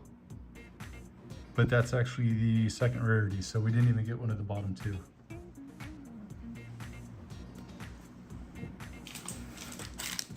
I will say this is pretty awesome to see just all foil cards in a box. Like just that in itself makes it feel like every card's worth something to someone. Because it can be a little frustrating opening massive amounts of boxes and stuff like that, and you see a ton of commons and you're like, I'm just gonna get rid of this.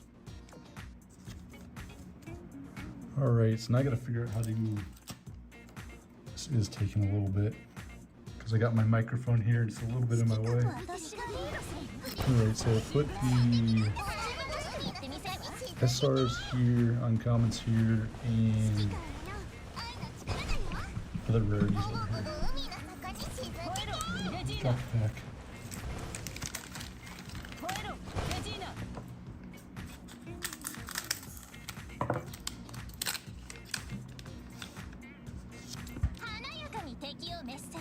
Alright, so I have a feeling the top 3 are going to be all SRs, and then we're going to have a UR or better on that one. And that's one of my favorite characters. Another thing is when I opened a box up before, there was of volume 3, there was kind of lines straight up on a few of the foil cards. Looks like these are pretty clean, so that's good.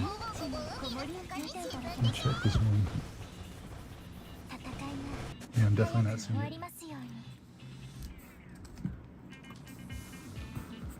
I almost wonder if I should just sleeve the last card in off video. I'll see, that's just an SR. That looks amazing. I need to move these boxes one sec. That's one of my issues. I don't have enough room.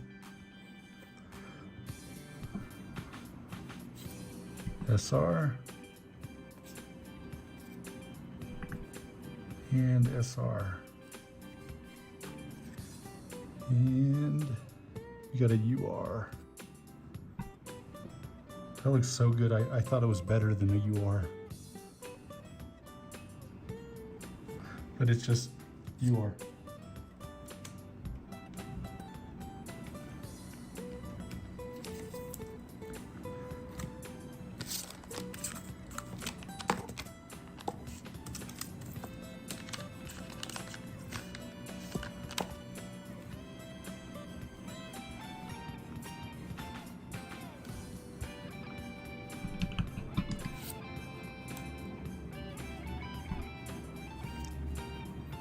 And we got another UR, which was actually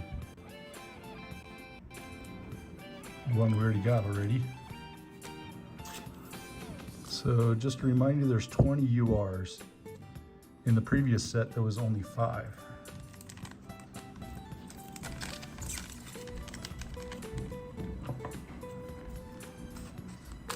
So Another thing to think about is if you want all those URs and you're only getting 15 packs, you're probably going to want to buy 2 boxes at least. At least that's what I'm assuming. So we're already getting doubles. That's crazy art. I don't remember this. I think this is a custom image. It's a little hard to see, but there's another character up here in the dark.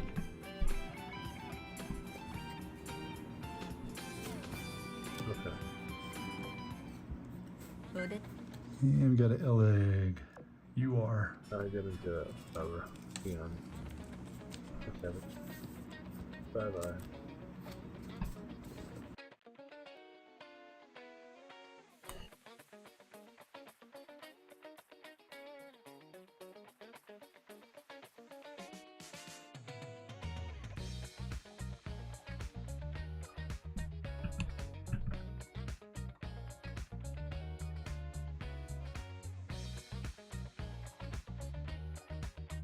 指揮官さん、お友達が戻られたようですよ。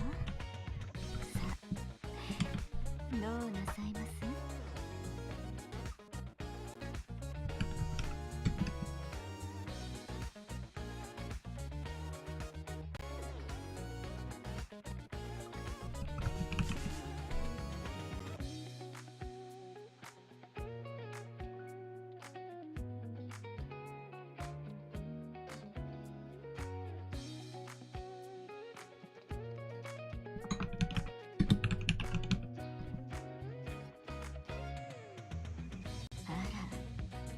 指揮官さん、終わったことには興味がないんですか？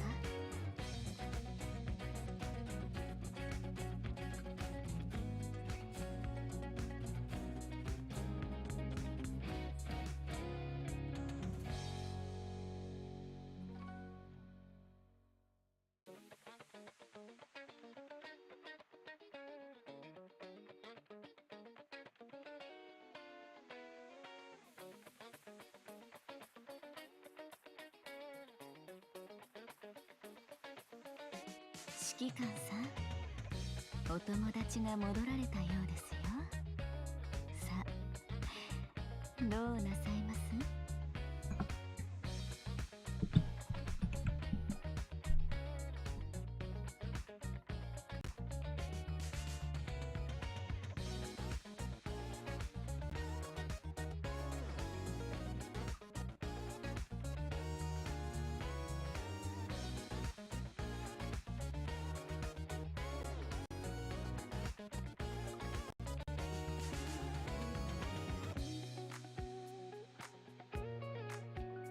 あら、指揮官さん、終わったことには興味が